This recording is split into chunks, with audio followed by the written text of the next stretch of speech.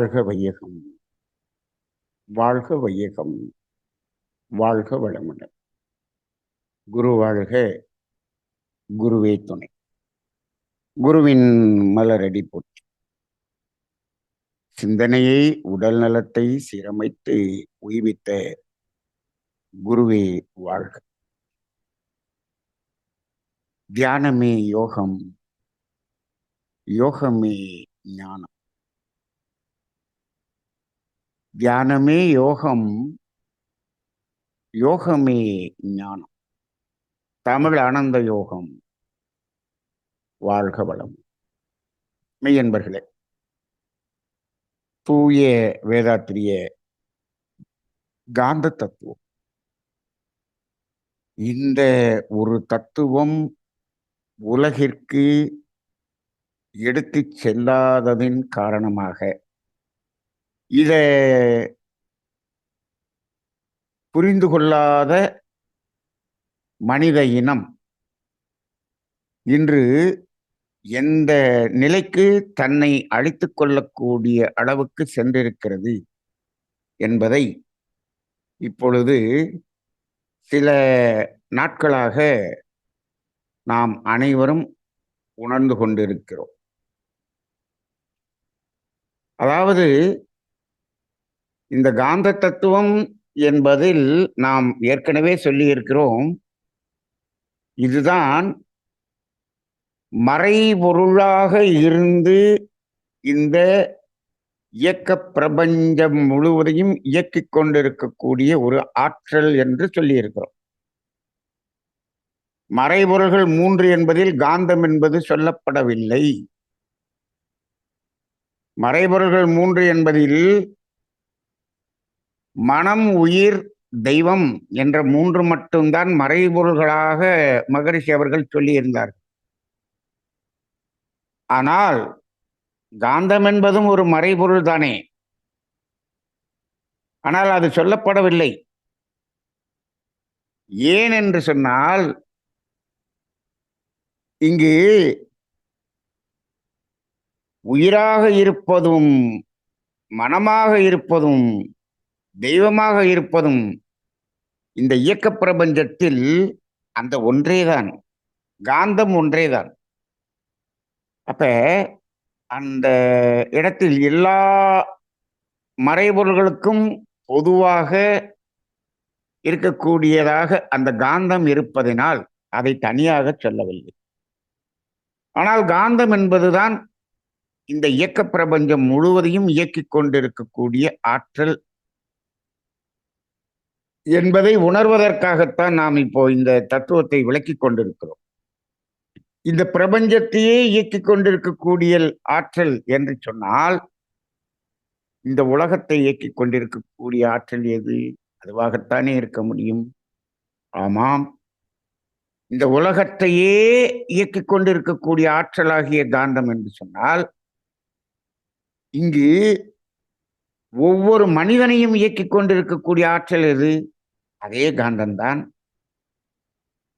ஒவ்வொரு மனிதனுடைய உடலின் இயக்கத்தை இயக்கிக் கொண்டிருப்பதும் மனதின் இயக்கத்தை இயக்கிக் கொண்டிருப்பதும் அதே காந்தம்தான். இப்பொழுது மனிதர்களால் உருவாக்கப்பட்ட இந்த விஞ்ஞான கருவிகளின் மூலமாக வெளிப்படும் ஆற்றல் என்று சொல்லுகிறோமே, அந்த ஆற்றலாக வெளிப்படுவது எது? அதுவும் இதே காந்தம்தான். ஆனால் இது இயற்கையிலே எங்கும் எதிலும் நிறைந்திருக்கக்கூடிய ஆற்றல் என்பதை புரிந்து கொள்ளாத மனிதன் அதே ஆற்றலை வைத்துக்கொண்டு பிறரை அழிப்பதற்கான வேளையில் முழு முதலாக இயங்கிக் கொண்டிருக்கின்றானே. இப்ப இதற்கு என்ன காரணம்? இந்த காந்த தத்துவம் என்பது தெரியாததுதான் காரணம். நான் இந்த பெரிய ஆற்றலை வைத்து இந்த நாட்டை அழித்து விடுவேன் என்று சொல்லுகிறார். எந்த பெரிய ஆற்றலை வைத்து? இறைவனை வைத்துத்தான், இறையாற்றலை வைத்துத்தான் இதை அழித்துக் கொண்டிருக்கிறார்கள். இப்பொழுது ஒரு கேள்வி எழுகிறது. அவர்கள் எத்தனை பெரிய ஒரு குண்டு அங்கு போட்டாலும் அதிலிருந்து வெளிப்படும் ஆற்றல் இந்த காந்த ஆற்றல் தான். இவர்கள் என்ன செய்கிறார்கள்? அந்த காந்தத்தை திணிவுபடுத்தி அதை ஒரு குவிந்த ஆற்றலாக பயன்படுத்தி மனிதனையே அழிக்கக்கூடிய ஒரு நிலைக்கு அதை கொண்டு வருகிறார்கள்.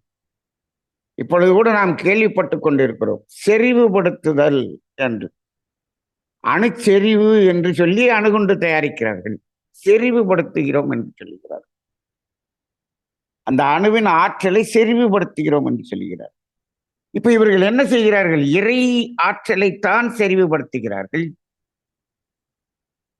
அப்ப இதே இறை ஆற்றலை ஒருவருக்கு ஒருவர் செறிவுபடுத்திக் கொண்டு ஒருவரை ஒருவர் அடித்துக் கொண்டிருக்கிறார்களே, இதற்கு எல்லாம் நோக்கம் என்ன என்று சொன்னால், பொருள், புகழ், அதிகாரம், புலனின்பம். இந்த நாளை தவிர வேறு எதுவுமே இல்லை. பொருள் நான் மட்டும்தான் வைத்திருக்க வேண்டும். இயற்கை வளம் அது எங்கு இருந்தாலும் அதை எடுத்து நான் மட்டும்தான் அனுபவிக்க வேண்டும். எங்கள் நாடு மட்டும்தான் அனுபவிக்க வேண்டும். எப்படி அனுபவிக்கப் போகிறாய்? எதை அனுபவிக்கப் போகிறாய்? எவ்வளவு அனுபவிக்கப் போகிறாய்? தேவைக்கு மேல் உன்னால் அனுபவிக்க முடியாதே என்று கேட்டால், அதை நாங்கள் ஆடம்பரமாக, மிகவும் ஆடம்பரமாக அனுபவிப்போம். அதற்கு மற்ற இடத்தில் இருக்கக்கூடிய அத்தனை வளங்களையும் நாங்கள் எடுத்துக்கொள்வோம் என்ற ஒரு பொருள் பற்று. இதுதான் முதல் காரணம். மகரிஷி சொன்னதுல பொருள் என்பது முதல் காரணம். இரண்டாவது அதிகாரம். அதிகாரம். மூன்றாவது புகழ். புகழ். இந்த உலகத்தில் இந்த நாடு மட்டும்தான் பெரிய வல்லரசு நாடு, ஆற்றல் அனைத்தையும் கொண்ட நாடு என்ற புகழ் வேண்டும். புகழ் வேண்டும்.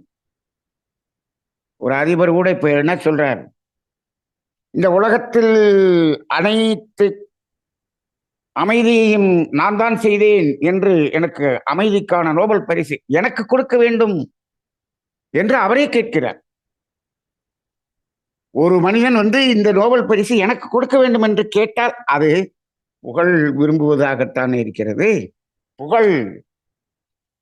மகரிஷி எழுதி வச்சது எவ்வளவு பொருத்தமா இருக்கு பாருங்க. பொருள், புகழ், அதிகாரம். நாலாவது ஒண்ணு இருக்கே, புலனின்பம். அது வெளியே சொல்லப்பட முடியாமல் இருக்கிறது. அத்துணையும் அங்கு செறிந்து இருக்கிறது. இந்த நாளை தவிர வேற ஏதாவது ஒரு காரணத்துக்காக இன்று இந்த சண்டை நடக்கிறதா என்று சிந்தனை செய்து பாருங்கள். இந்த நாளுல ஏதோ ஒண்ணுக்காக நடக்கல, இந்த நாளுக்காகவும் தான் நடக்கிறது. ஏன் அப்படி சொல்லுகிறோம் என்று சொன்னால், இந்த பொருள் வந்துவிட்டால் மற்ற மூன்றும் தானாக வந்துவிடும். தானாக வந்துவிடும். பொருள் இருப்பவரிடம் புகழ் அடுத்து தேடுவார்கள். தேடுவார்கள், நிச்சயமாக தேடுவார்கள். நேற்று தனது பிறந்த நாளை ஒருவர் கொண்டாடுகிறார். 2000 பேருக்கு சாப்பாடு, பெரிய விருந்து வைத்து கொண்டாடுகிறார். எதற்கு? அந்த கல்யாண மண்டப வாடகை மட்டுமே ஒரு 6 லட்சம் ரூபாய். 2000 பேருக்கு சாப்பாடு. எத்தனை செலவு? தன் பிறந்த நாளை கொண்டாடுகிறார். ஏன்? பொருள் வந்து விட்டது. நான் வைத்து என்ன செய்ய போகிறேன்? புகழ் வேண்டும். ஏன்பா, பொருள் இல்லாதவர்களுக்கு அந்த பொருளை கொடுத்தால் என்ன? எனக்கு புகழ் தேவைப்படுகிறது. அப்ப பொருள் வந்தவுடன் அங்க புகழ் தேவைப்படுகிறது, அதிகாரம் தேவைப்படுகிறது. புலனின்பம் இது வெளியில் தெரியாமல் அனைவருக்கும் தேவைப்படுகிறது. பொருள் யார்கிட்ட இருக்கோ அங்க புலனின்பத்துக்குள்ள அவரு அதை செலவு செய்துதான் ஆவார். இப்போ இதுதான் இன்றைய ஒரு நிலை. இந்த 4 அடிப்படையில் இவ்வளவு பெரிய யுத்தம் நடக்கிறது. இப்ப என்ன கேள்வி என்று சொன்னால், இதே காந்த ஆற்றலை வைத்துத்தானே இப்படி பல உயிர்களை கொள்ளுகிறார்கள். அந்த காந்தமாக இருப்பது எது? இறைநிலைதானே. அந்த இறைநிலை எப்படி அந்த செயலை செய்ய அனுமதிக்கிறது? எப்படி அது செய்கிறது? இந்த இடத்தில்தான் நிறைய கேள்விகள் இருக்கிறது. இந்த காந்தமே இறை என்று தெரிந்து கொண்டால் அது எதை செய்தாலும் அந்த செய்த இடத்தில் அந்த நோக்கத்தை அடிப்படையாக கொண்டு அங்கு ஒரு பதிவை ஏற்படுத்தி விடுகிறது என்ற ஒரு தத்துவம் தெரிவதில்லை. சரி, இப்ப என்ன கேள்வின்னா, அதை செய்வதை அதே ஆற்றல் நிறுத்தி இருக்கலாமே அப்படின்னு மனிதர்களிடம் ஒரு கேள்வி வரும். இந்த ஆற்றலை கொண்டு ஒருத்தனை கொல்லணும்னு போகும்போது அது அப்படியே திரும்பி அவனே கொன்ற வேண்டியதானே? அது இறைநிலை தானே? இந்த இடத்தில்தான் இந்த இடத்துக்கு ஆன்மீகத்தில் பதிலே சொல்ல முடியாமல் திகைத்துக் கொண்டு இருந்தார். நிறைய பேர் கேட்கிறாங்க, நானே, அதாவது நான் யார் என்ற தத்துவம் முடிஞ்சோடனே நானே இறைநிலை, ரைட்டு, தெய்வமாக இருக்கிறேன், எல்லோரும் தெய்வமாக இருக்கிறார்கள், எல்லாருக்குள்ளாகவும் தெய்வம் இருக்கிறது. அப்படி என்றால் அவருக்குள்ளாக இருக்கக்கூடிய தெய்வம் ஏன் அந்த பெரிய குண்டை போடுறத போய் தடுக்கவில்லை என்று கேட்கிறார்கள். ஏன் இவர் இந்த நாட்டை அழிக்க வேண்டும் என்று நினைக்கும் போது அந்த அவருக்குள்ளாக இருக்கக்கூடிய தெய்வம் ஏன் தடுக்கவில்லை என்று கேட்கிறார்கள். இப்போ இதற்கு பதில் என்ன சொல்ல முடிகிறது? கேட்டால் இதை பொதுவாக என்ன சொல்லி விடுகிறார்கள்? நமது பேராசிரியர்களே என்ன சொல்லி விடுகிறார்கள்? மயக்கம் என்ற ஒரு வார்த்தையை பயன்படுத்தி தப்பித்துக் கொள்கிறார். அப்படிதான் இருக்கிறது. நாங்கள் கேட்கும் பொழுதும் எங்களுக்கும் அந்த பதில் தான் வந்தது, மனதின் மயக்கம். அந்த மனதை மயக்க விடாமல் உள்ளே இருக்கக்கூடிய அறிவாகிய தெய்வம் ஏன் காக்கவில்லை என்று ஒரு கேள்வி கேட்கும்போது அங்க பதிலே இல்லை. சரி, இந்த தத்துவம் ஓரளவுக்கு தெரிந்தவர்களிடம் இந்த கேள்வி வருகிறது. இப்பொழுது இந்த உலகில் உள்ள மனிதர்கள் எல்லாம் இப்படி சண்டையிட்டுக் கொண்டிருக்கிறார்களே, அவருக்குள்ளாக இருக்க தெய்வம் கேட்கிறதா இல்லையா என்ற கேள்வி வருமா என்றால் அங்கே இந்த கேள்வியே வருவதற்கு வழி இல்லை. ஏனென்று சொன்னால் அவர்களெல்லாம் எப்படி வாழ்ந்து கொண்டு துவைதத்தில் வாழ்ந்து கொண்டிருக்கிறார்கள். நாங்கள் எல்லாம் மனிதர்கள். தெய்வம் என்பதை தனியாக வைத்து விட்டார்கள். அவர்களுக்குள்ளாக தெய்வீகம் இருப்பதாகவே அவர்கள் ஏற்றுக்கொள்வதில்லை. மனிதர்கள் என்று சொல்லுகிறார்கள். தெய்வம் என்பதை தனியாக வைத்துக்கொண்டு அது அவர்களுக்கு ஆசீர்வாதம் செய்து கொண்டிருப்பதாக எடுத்துக்கொண்டார்கள். அப்படி ஆசீர்வாதம் செய்தால் அந்த எப்படி அந்த ஒரே தெய்வம் எப்படி இவர்கள் இரண்டு பேரையும் சண்டையிட தூண்டும் என்று சொன்னால் அங்குதான் இவர்கள் என்ன செய்து விட்டார்கள்? இது என்னுடைய தெய்வம், இது உன்னுடைய தெய்வம் என்று தெய்வத்தை மாற்றி வைத்து விட்டார்கள். அப்ப என்ன பண்ணுகிறாங்க? இந்த தெய்வத்தை மாற்றி வைத்துக் கொண்டு அந்த தெய்வத்தின் ஆட்களும் இந்த தெய்வத்தின் ஆட்களும் சண்டையிட்டுக் கொண்டிருக்கிறார்கள். இதுதான் இன்றைக்கு பெரிய சண்டையாக இருக்கிறது. இது இறைவனை பிரித்து வைத்து செய்யக்கூடிய ஒரு சண்டையாகத்தான் இருக்கிறது. அப்ப இப்போ என்ன பண்றாங்க? எங்கள் இறைவன் எங்களை காப்பாற்றுவான், எங்கள் இறைவன் எங்களை காப்பாற்றுவான் என்று இறைவனை பலவேறாக பிரித்து வைத்து விட்டார்கள். இப்ப இவர்களிடம் இறைத்தன்மை இருந்தாலும் இவர்கள் அதை விடுத்து விட்டு அதை தனியாக வைத்ததினால் வந்த வினைதான் இது. சரி, இப்ப நாம சென்ற வாரம் வரை காந்த தத்துவத்தில் என்ன பார்த்தோம்? மனிதனிலிருந்து அதை அழித்து அழித்து அழித்து ஓரறிவு தாவரத்தையும் அழித்து விட்டு இப்பொழுது இந்த பிரபஞ்சத்தில் என்ன இருக்கிறது என்று பார்த்தோம். இப்ப ஆறறிவு மனிதன் என்று நாம சொல்லும் போதே ஆறறிவு மனிதனில் நாம ஒரு விஷயத்த நம்ம போன வாரமோ அதுக்கு வாரமா பேசணும். போன வாரம் தான் நினைக்கிறேன். என்ன பேசணும்னு சொன்னா, இங்கு ஐந்தறிவு விலங்கினங்களில்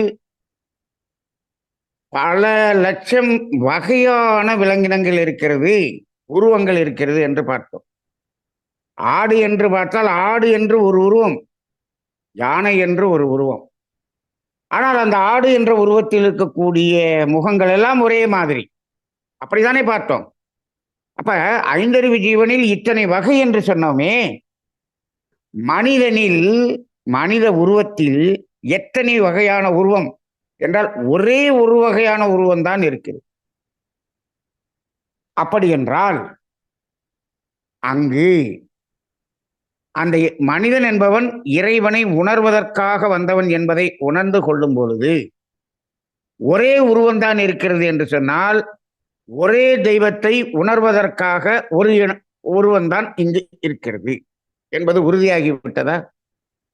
அப்ப மனிதனில் இவர்கள் சொல்லுவது போல இது எங்களுடைய தெய்வம், இது எங்களுடைய தெய்வம் என்று இரண்டு இருந்தால் இரண்டு வகையான உருவம் வந்திருக்கும். யானை மாதிரி ஒரு குரூப், புலி மாதிரி ஒரு குரூப், ஆடு மாதிரி ஒரு குரூப், இப்படி வந்திருக்கும். அப்ப இத்தனை வகையாக இறைவனை பிரித்திருந்தீர்கள் என்று சொன்னால், அந்த இறைவனை உணர்வதற்காக அந்த உருவம், இந்த இறைவனை உணர்வதற்காக இந்த உருவம் என்று பல்வேறு உருவங்கள் வந்திருக்க வேண்டும். இங்கு வரவில்லையே. இதை நாம் சென்ற வாரம் பார்த்தோம். இந்த கருத்து உணரப்பட்டிருந்தால் இவர்கள் தெய்வத்தின் பெயரால் சண்டை போட்டுக் கொண்டு இருக்க முடியுமா? இப்ப தெய்வத்தின் பெயரை வைத்துக் கொண்டு தெய்வத்துக்காக சண்டை போடுகிறார்களா? இல்லை. தெய்வத்தின் பெயரை வைத்துக் கொண்டு பொருள், புகழ், அதிகாரம், புலன் இன்பத்துக்காக சண்டை போட்டுக் கொண்டிருக்கிறார்கள். இப்போ இந்த இடத்துல திரும்பவும் அந்த கேள்வியை கொண்டு வருவோம். எப்படி அது அந்தந்த தெய்வமோ ஒரே தெய்வமோ? அந்த தெய்வம் ஏன் இப்படிப்பட்ட செயல்களுக்கு அது அனுமதி கொடுத்தது என்று கேட்கும்போது, இந்த இடத்தில்தான் மனிதனுக்கு கொடுக்கப்பட்ட சுதந்திரம் என்று நாம் தமிழ் ஆனந்த யோகத்திலே பல இடங்களில் நாம் பேசியிருக்கிறோம். இது நிறைய தத்துவங்கள் ஆழமாக பேசிய இடத்தில் அதை பேசியிருக்கிறோம். மனிதனுக்கு இறைவன் கொடுத்த சுதந்திரம் என்று அது இப்பொழுது அதை நாம் தெரிந்து கொள்ள வேண்டியதாக இருக்கிறது. இந்த காந்த தத்துவத்தை தெரிந்து கொள்வதற்கு முன்னாடி இன்னைக்கு இருக்கக்கூடிய சூழ்நிலையில அதை நாம் தெரிந்து கொள்ள வேண்டியதாக இருக்கிறது. இறைவன் மனிதனுக்கு கொடுத்த சுதந்திரம். இதை என்ன சொல்றாங்கன்னா, அந்த சயின்ஸ், அதாவது விஞ்ஞான ரீதியாக இந்த ஆன்மீகத்தை விளக்கி சொல்லக்கூடிய ஒருவர் அதற்கு என்ன பெயர் சொல்கிறார் என்று சொன்னால், ஃப்ரீவீல் என்று சொல்லுகிறார். ஃப்ரீவீல், ஃப்ரீவீல்னு நீங்க கேள்விப்பட்டிருப்பீங்க. எங்க ஃப்ரீவீல் இருக்கு? இப்ப நிறைய பேருக்கு அந்த ஃப்ரீவீலுங்கிறதே தெரியாது. ஃப்ரீவீல்னா என்னன்னா, சைக்கிள்ல நாம சைக்கிள் ஓட்டும்போது அந்த பெடலை சுற்றுவோம். பெடலை சுற்றும் போது சக்கரம் சுத்தும். கொஞ்சம் வேகமா போகும்போது அந்த பெடல் சுத்துறத நிறுத்திக்குவோம், பெடலை அப்படியே வச்சுக்குவோம். இப்ப பெடலை சுத்துறத நிறுத்திட்டோம்னா சக்கரம் சுத்துறத நிக்கணும்ல, ஆனால் நிற்காது. பெடல் சுத்துறத நிறுத்திட்டாலும் அந்த ஃப்ரீ வீல் என்பது இயங்கிக் கொண்டே சுற்றி கொண்டே இருக்கும். அதுதான் அந்த சைக்கிள்ல வந்து ஃப்ரீ வீல்னு ஒன்று வச்சிருப்பாங்க. அப்ப அது என்ன ஆகும்? அது இயங்கிக் கொண்டிருக்கும். அப்படி அந்த ஃப்ரீ வீல் அப்படின்னு ஒன்று இருக்கும். அதுபோல இங்கே அந்த வார்த்தையை அவர் பயன்படுத்துகிறார். ஃப்ரீ வீல் என்ற ஒரு வார்த்தையை பயன்படுத்துகிறார். என்ன என்று சொன்னால், அதாவது இயற்கையாகிய அந்த இறைநிலை நாம் இன்னும் பின்னோக்கி போகல. சுத்தவெளிக்கு போன பிறகு நம்ம அதனுடைய நோக்கம் தெரியும். இப்பயே கொஞ்சம் தெரிஞ்சுட்டு போவோம். இறைநிலை அது இந்த ஐந்தறிவு ஜீவன் வரை அதை தோற்றுவித்ததின் நோக்கம் என்ன என்றால், அழுத்தம், ஒலி, ஒளி, சுவை, மனம் என்ற 5 காந்த தன்மைகளை உணர்வதற்கு. காந்தத்தின் தன்மைகள். காந்தம் என்பது ஒன்று, காந்த தன்மை என்பது ஒன்று உண்டு, காந்த தன்மாற்றம் என்று சொல்லுகிறோமே, அது 5 வகையான தன்மாற்றம் என்று சொல்லுகிறோம். இந்த 5 தன்மாற்றத்தையும் உணர்வதற்காகத்தான் இந்த 5 ஜீவன்கள் என்று தோன்றியது. தானே 5 ஜீவன்களாகவும் தோன்றி தானே அந்த 5 உணர்வுகளையும் உணர்ந்தது. அப்ப தாவரம் என்பதில் அழுத்தத்தை உணர்ந்தது. தாவரம் என்பது அழுத்தத்தை உணர்ந்தது. அப்ப நம்ம இதெல்லாம் அப்படியே பார்த்தோம். அப்ப கடைசியா 5ஐயும் உணர்ந்த பிறகு அது தன்னுடைய திறன் முழுவதையும் உணர்ந்து முடித்து விட்டது. அது அந்த இயற்கையாகிய இறைநிலை தன் திறனை உணர்ந்து முடித்த பிறகு அதற்கடுத்து என்ன வேலை என்று சொன்னால் தன்னை உணர்வது என்பதுதான் வேலை. அப்ப அந்த ஒரே இறைநிலை தான் அது தன்னை உணர்வதற்காக எப்படி வந்தது? தனித்த மனமாக வந்தது. அங்குதான் மனிதன். மனிதனிடம் மட்டும்தான் தனித்த மனம் என்ற ஒன்று உண்டு. ஐயறிவு ஜீவன் வரை அது புலன்களோடு அந்த காந்த தன்மாற்றத்தோடு இணைந்த மனம்தானே தவிர, அழுத்தம் ஒலி ஒலி சுவை மனம் என்பதில் இணைந்த மனம்தானே தவிர அங்கு தனித்த மனம் என்பது இல்லை. மனிதன் ஒருவனிடம் மட்டும்தான் தனித்த மனம் என்பது சாத்தியம். அப்படின்னா 5 புலன்களிலிருந்து விடுதலை பெற்று மனம் அந்த புலன் அனுபவத்திலிருந்தும் விடுதலை பெற்று எண்ணங்கள் இல்லாமல் வெறுமையான மனமாக இருக்கக்கூடிய ஒரு ஆற்றல் மனிதனுக்கு மட்டும்தான் உண்டு. அப்படிப்பட்ட அந்த மனதைத்தான் 6ஆம் அறிவு என்று சொல்லுகிறோம். நிறைய பேருக்கு நீ 6வது அறிவுனா என்னன்னு தெரியல. 6 அறிவு படைத்த மனிதன் என்று சொல்லுகிறோம். 6 அறிவில் 5 அறிவை பற்றி சொல்லிவிடலாம், 5 புலன்களை வைத்து சொல்லிவிடலாம். ஆனால் எது 6வது அறிவு என்பது தெரியவில்லை. இப்பொழுது மனிதன் என்ன சொல்லிக் கொண்டிருக்கிறான்? நான் 6வது அறிவு என்பதுதான் நான் விஞ்ஞானத்தின் மூலமாக கண்டுபிடிக்கக்கூடிய கண்டுபிடிப்புகள் எல்லாம் 6வது அறிவு என்று சொல்லுகிறான். இந்த 6வது அறிவு தான் இப்பொழுது சண்டை போட்டுக் கொண்டிருக்கிறது என்று சொல்கிறார். இந்த 6வது அறிவை இவன் தவறாக புரிந்து கொண்டிருக்கிறார். இப்போ இந்த விஞ்ஞான கண்டுபிடிப்புகளை கண்டுபிடித்துக் கொண்டிருப்பதும் 6வது அறிவு இல்லை, அது குறையான அறிவுதான். இந்த உலகில் உள்ள விஞ்ஞானிகள் அனைவரும் 6 அறிவு பெற்றவர்களா என்றால் இல்லை, 6 அறிவின் குறைபாடு உடையவர்கள். மொத்தத்தில் அறிவின் குறைபாடு உடையவர்கள் என்றுதான் சொல்ல முடியும். இல்லையா? அவங்க எவ்வளவு பெருசா கண்டுபிடிச்சிருக்காங்க பாருங்க. இப்ப எவ்வளவு பெரிய ஏவுகணையை கண்டுபிடிக்கிறாங்க, எவ்வளவு பெரிய பாம்பு கண்டுபிடிச்சிருக்கிறாங்க. எதற்கு கண்டுபிடித்தார்கள்? இங்கு இயற்கையின் உணர்வுகளை உணர்ந்து மகிழ்ச்சியாக, நிறைவாக, அமைதியாக, ஆரோக்கியமாக, ஆனந்தமாக வாழ வேண்டிய மனிதனை துன்பத்தில் ஆழ்த்துவதற்காக கண்டுபிடிக்கப்பட்ட கண்டுபிடிப்புகள் தான் இவ்வளவும். அத்துணை விஞ்ஞானமும் துன்பத்தை வெளிப்படுத்துவதற்காக கண்டுபிடிக்கப்பட்ட கண்டுபிடிப்புகளே. ஆனால் நீங்க ஒத்துக்க மாட்டீங்க. துன்பத்தை போக்குறதுக்கு தானே கண்டுபிடிச்சாங்க. எத்தனை மருந்துகள் கண்டுபிடித்திருக்கிறார்கள், எத்தனை மருத்துவம் கண்டுபிடித்திருக்கிறார்கள். நிச்சயமாக அவர்கள் கண்டுபிடித்த கண்டுபிடிப்புகளின் மூலமாக கொடுக்கப்படக்கூடிய மருந்துகள் அனைத்தும் ஒரு துன்பத்தை போக்குவது போல் போக்கி அதைவிட பெரிய துன்பத்தை உருவாக்கக்கூடியதாகத்தான் இருக்கிறது என்பது சத்தியமாக உணர முடியும். இது அவர்களுக்கே தெரியும், அவர்களுக்கே தெரியும். விஞ்ஞானத்தின் மூலமாக கண்டுபிடிக்கப்பட்ட எந்த மருந்துகளும் துன்பத்தை நிலையாக நிலைத்ததாக போக்குவது என்பதே இல்லை, தற்காலிகமாக போக்கக்கூடியது. தற்காலிகமாக போக்குதில்லை அப்படின்னு சொல்லலாம். தற்காலிகமாக போக்கி பின்பு பெரிய துன்பத்தை உருவாக்கக்கூடியது. அப்ப துன்பத்தை போக்கக்கூடியதா, துன்பத்தை உருவாக்கக்கூடியதா? ஒட்டு மொத்தமா நெட்டா பார்த்தோம்னா துன்பத்தை உருவாக்கக்கூடியதுதான். ஆனால் தற்காலிகமாக அது துன்பத்தை போக்குவதால் அதில் இருக்கக்கூடிய சுகத்துல மனுஷன் என்ன பண்ணிடுறான்? மயங்கி விடுகிறான். இதுதான் நடக்குது. அப்ப அனைத்து விஞ்ஞானமும் அப்ப இங்க என்ன இது? அந்த 6 அறிவுக்கு கீழே வரும். அந்த 6வது அறிவு என்பது என்ன? தனித்த மனம். அந்த தனித்த மனம் என்று வந்த பொழுது அந்த மனதுக்கு துன்பம் என்பதே இல்லை, துன்பம் என்பதே இல்லை.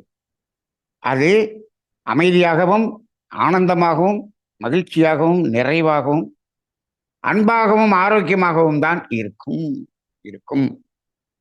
அப்ப அதான் 6வது அறிவு.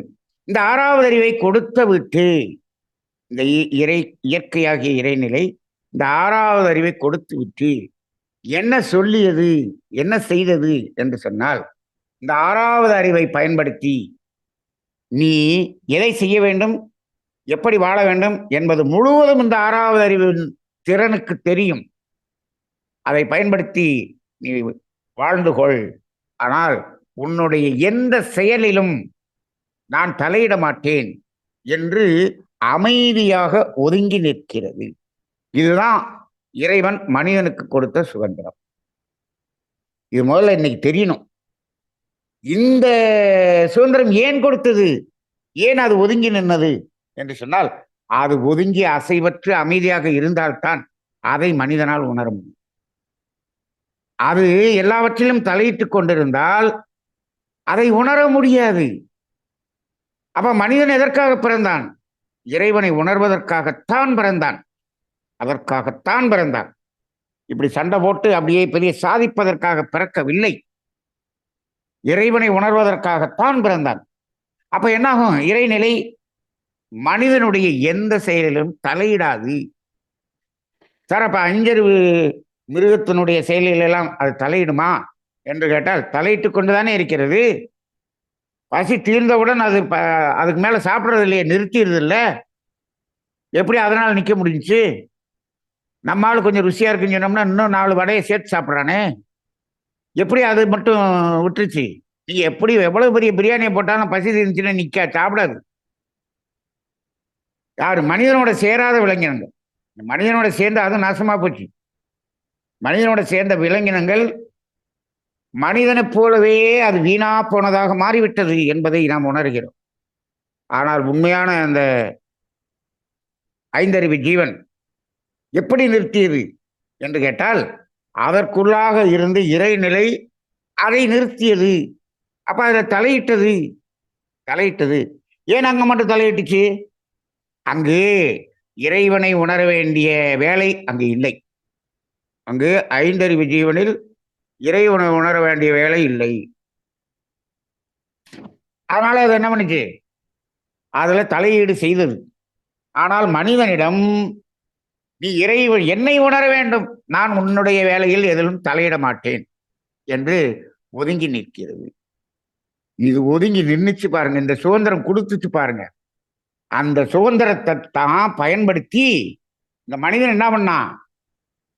2 இட்லி சேர்த்து சாப்பிட ஆரம்பிச்சான். இந்த சுதந்திரத்தை தப்பாக பயன்படுத்தி, இதைத்தான் ஆதாம் ஏவாள் தப்பாக பயன்படுத்தினார்கள் என்று சொன்னார்கள். அதை பயன்படுத்தி இவன் 2 இட்லி சேர்த்து சாப்பிட ஆரம்பிச்சான்.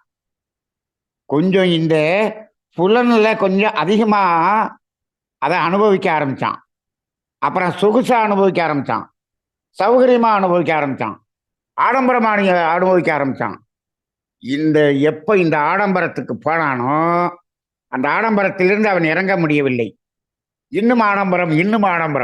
இந்த ஆடம்பரத்துக்காக கண்டுபிடிக்கப்பட்டது, சௌகரியத்துக்காக கண்டுபிடிக்கப்பட்டது. இது மட்டும்தான் இந்த விஞ்ஞானிகள் செய்த வேலை. இந்த ரொம்ப படிச்சுட்டு விஞ்ஞானத்தில் பெரிய பெரிய விஞ்ஞானிகள் என்று சொல்லிக் கொண்டு இருக்கிறவர்கள் அனைவரும் என்ன செய்து கொண்டிருக்கிறார்கள்? 100% என்ன செய்து கொண்டிருக்கிறார்கள் என்று சொன்னால், இந்த சௌகரியத்துக்காகவும் ஆடம்பரத்துக்காகவும் கண்டுபிடிக்கப்பட்ட கண்டுபிடிப்புகளை மட்டும்தான் செய்து கொண்டிருக்கிறார்கள்.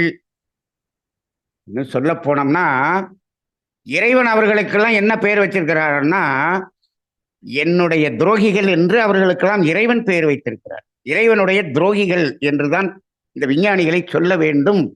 ஏனென்று சொன்னால், இயற்கையின் இயல்பிலிருந்து விலகி வாழ்வதற்காக மனிதனை கெடுத்த அத்தனை வேலையும் செய்தவர்கள் இந்த விஞ்ஞானிகள். அப்படித்தான். நீங்க நல்லா இதை சிந்திச்சு பாருங்க. எங்காவது ஏதாவது ஒரு விஞ்ஞானி இறை தன்மை, இறை நீதியின் அடிப்படையில் வாழ்வதற்கு ஏதாவது ஒன்றை சொல்லியிருக்கிறாரா, கண்டுபிடித்திருக்கிறாரா என்று பாருங்கள். இல்லை. அதிலிருந்து விலகி வாழ்வதற்குத்தான் கண்டுபிடித்தார். அதுலேருந்து விலகி வாழும்போது சௌரியமா இருக்கு, ஆடம்பரமா இருக்கு, ரொம்ப வேகமா போலாம். அவ்வளவுதானே. நடப்பதற்கு கால்களை இறைவன் கொடுத்து விட்டான். ஆனால் நாம் என்ன பண்றோம்? பெரிய விமானத்தில் போகிறோம். அந்த விமானத்திலே இன்னைக்கு எவ்வளவு பெரிய விமானம் கண்டுபிடிச்சு வச்சிருக்காரு. ஒரு ஒரு அதிபர் தனியா அவர் போறதுக்குன்னு அவருக்கு மட்டும் அவ்வளவு பெரிய விமானம் கண்டுபிடிச்சு வச்சிருக்காரு. இதெல்லாம் யார் கண்டுபிடிச்சா? விஞ்ஞானி. எதுக்கு? சுகமா இருக்கிறதுக்கு, சௌகரியமா இருக்கிறதுக்கு. அப்ப இறைவன் கொடுத்த அந்த கால்களை உதாசீனப்படுத்தி, கால்களை உதாசீனப்படுத்தவில்லை, இறைவனை உதாசீனப்படுத்தி இவர் இதெல்லாம் கண்டுபிடிக்கிறார். அப்ப விஞ்ஞானிகள் எல்லாம் இறைவனுடைய துரோகிகளா இல்லையா? நாம சொல்லக்கூடாது, அது இறைவன் சொல்லலாம், இயற்கை சொல்லலாம். அது சொல்வதற்கு அதற்கு தகுதி இருக்கிறது. அது சொல்வதாக நாம் சொல்லிக் கொண்டிருக்கலாம், அவ்வளவுதான். நாம சொன்னோம்னா நீ எப்படியே சொல்ல போச்சுன்றான், நீ படிக்கல அதனால சொல்லலன்னு. அப்ப இப்படி அனுபவிக்கக்கூடியதாகத்தான் இருக்கிறது.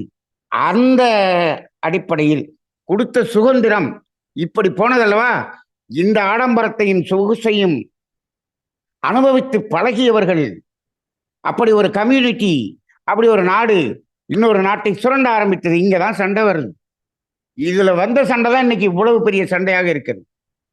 கொத்து கொத்தாக மக்களை கொன்று குவித்துக் கொண்டிருக்கிறார்கள். இப்பயும் அந்த இறைவன் தலையிட மாட்டானா அப்படின்னு நம்மள்கிட்ட கேள்வி வருது. இப்பயாவது இறைவன் என்ன பண்ணலாம்? டக்குன்னு அதை உள்ள பூந்து தலையீடு செய்து அதை நிறுத்தலாமே அப்படின்னா அங்க என்ன ஆயிரும்? மனிதன் வந்ததனுடைய நோக்கம் நின்று போயிடும். மனிதன் வந்ததனுடைய நோக்கம் நின்று போயிடும். இப்ப அதனால இறைவன் நேரடியாக வரமாட்டான். அப்படி வர வேண்டும் என்று சொன்னால் என்ன செய்வான்? இந்த மனிதனுடைய நோக்கம்ங்கிறது இறைவனை தன்னை உணர்வதற்கு. போதும்பா, நீங்க என்னை உணர்ந்தது போதும். நான் உங்களை நம்பி என்னை உணர்வதற்காக உங்களை உருவாக்கினேன். அதே இறைவன் தானே மனிதனா வந்திருக்கான். இப்ப ஒதுங்கி நிற்கிறான். தன்னை உணர்வதற்காக இந்த மனிதனை உருவாக்கியது தவறு என்று இறைவன் இப்ப இதுக்குள்ள நுழையணும் அப்படின்னு சொன்னா என்ன செய்வான் என்று நல்லா யோசிச்சு பாருங்க. இந்த 850 கோடி மனிதர்களையும் ஒரே நேரத்தில் அழித்து விடுவான். ஐயா, நம்ம போன வாரமே அழிச்சிட்டோமே. இதெல்லாம் தெரிஞ்சுதான் நம்ம போன வாரம் இதை பற்றி பேசியிருப்போம் போல் இருக்கு. இந்த உலக வரைபடத்தில் மனிதர்களை எல்லாம், ஆறறிவு மனிதர்களை எல்லாம் அழித்து விடுங்கள் என்று போன வாரமே அழிச்ச மாட்டீங்களா? இப்ப இறைவன் அதைத்தான் நினைத்து கொண்டிருக்கிறான். சென்ற வாரமே தமிழானந்த யோகத்திலே மனிதன் முழுவதையும் அழித்தார்களே, சரியாகத்தான் அழித்திருக்கிறார்கள். இப்ப நாமளே பேசாம இது எல்லாத்தையும் அழிச்சிட்டா என்ன அப்படின்னு இறைவன் யோசித்துக் கொண்டிருக்கிறார். சரி பார்ப்போம், இந்த ஜூலையிலிருந்து செப்டம்பருக்குள்ள இதை அழித்து விடுவான் என்று நிறைய ஒரு ஞானிகள் போல சில பேர் சொன்னதாக சொல்லுகிறார்கள். பார்ப்போம் என்ன நடக்கிறது என்று பார்ப்போம். இதில் என்னன்னா, நேரடியா இதுல தலையிட மாட்டான்.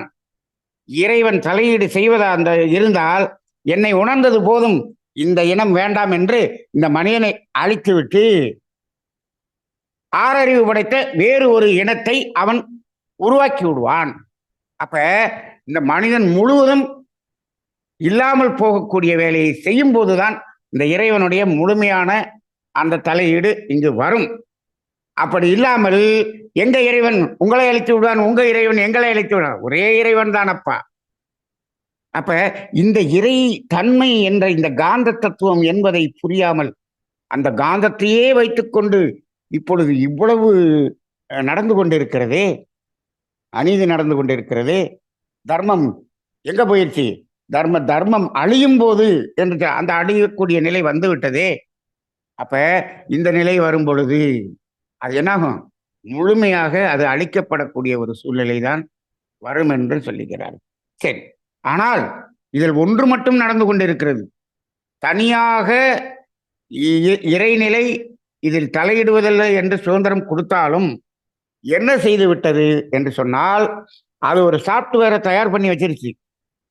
அவரவர் செய்யக்கூடிய ஒவ்வொரு செயல்களும், அதை செய்யக்கூடிய ஒவ்வொரு நோக்கமும், இப்ப நாம ஒரு செயலை செய்யறோம், அதை மற்றவங்களுடைய பிரஷர்ல செஞ்சாலும் நாம தானே செய்யறோம். செய்தால் செய்தது என்பது அங்கு பதிவாகி அது விளைவாக வந்தே தீரும். இந்த சிஸ்டத்தை என்ன பண்ணிருச்சு, அது உருவாக்கி வைத்து விட்டது. அது யாருனாலும் சரி. நான் இதை செய்யணும்னு எனக்கு ஐடியாவில் இல்லை, யாரோ தூண்டுனாங்க, அவங்க சொன்னதுக்காகத்தான் செஞ்சேன். ஆனால் உனக்கு 6வது அறிவு கொடுக்கப்பட்டிருக்கிறது அல்லவா, நீ என்ன பண்ண? அவங்க சொன்னாங்க. ஒருத்தர் மயக்கத்துல ஒருத்தர் சொல்லுவாரு, உன்னுடைய 6வது அறிவு எங்கே போய்விட்டது? அப்ப அந்த இடத்துல அந்த செய்தவருக்கும் எண்ணிய எண்ணம், சொல்கிற சொல், செய்கிற செயல் 3ம் பதிவாகி அதற்கு தக்க விளைவு அவருக்கோ அவரது சந்ததிகளுக்கோ வந்தே தீரும் என்பதை என்ன பண்ணிருச்சு, இது சிஸ்டம் பண்ணி வச்சிருச்சு. இதுல அந்த இறைநிலை தலையிடுவது இல்லை. தலையிடுவது இல்லைன்னா அப்ப அதெல்லாம் யார் மேனேஜ் பண்றா? அதெல்லாம் யார் மேனேஜ் பண்றாங்கன்னா அதெல்லாம் இந்த கோள்களும் நட்சத்திரங்களும் அதை மேனேஜ் பண்ணி கொள்கிறது. இப்ப நம்ம எங்க நிக்கிறோம்? தாவரங்களை அழித்து இப்ப என்ன பண்ணோம், வெறும் பஞ்சபூதங்கள் மட்டும்தான் இருக்கிறது என்ற நிலைக்கு நிக்கிறோம். பார்த்தீங்களா? இந்த பஞ்சபூதங்கள் என்பதனிடம் அதை கொடுத்து விட்டது, அந்த பொறுப்பை கொடுத்து விட்டது. அந்த பஞ்சபூதங்கள் தான் இந்த கோள்களாக இருக்கிறது. இந்த கோள்கள்ங்கிறது என்ன? சில கோள்கள் எப்படி இருக்கும், வெறும் கேஸா இருக்கும். சில கோள்கள்ல நீர் இருக்கும், சில கோள்கள்ல மண் இருக்கும். அப்ப இந்த பஞ்சபூதங்கள் தான் இந்த கோள்களாக இருக்கிறது. இந்த கோள்களிடம் அந்த வேலையை ஒப்படைத்து விட்டது. அப்ப இப்ப இந்த கோள்களினுடைய அந்த அலை இயக்கத்தின் அடிப்படையில் இதனுடைய விளைவுகள் வந்தே தீரும், வந்தே தீரும். அப்ப இப்பொழுது இருக்கக்கூடிய கோள்களின் நிலைதான் இப்படியெல்லாம் நடக்கிறது என்று சொல்லிக் கொண்டிருக்கிறோமே, அதுதான் அதை பார்த்து கொள்கிறது.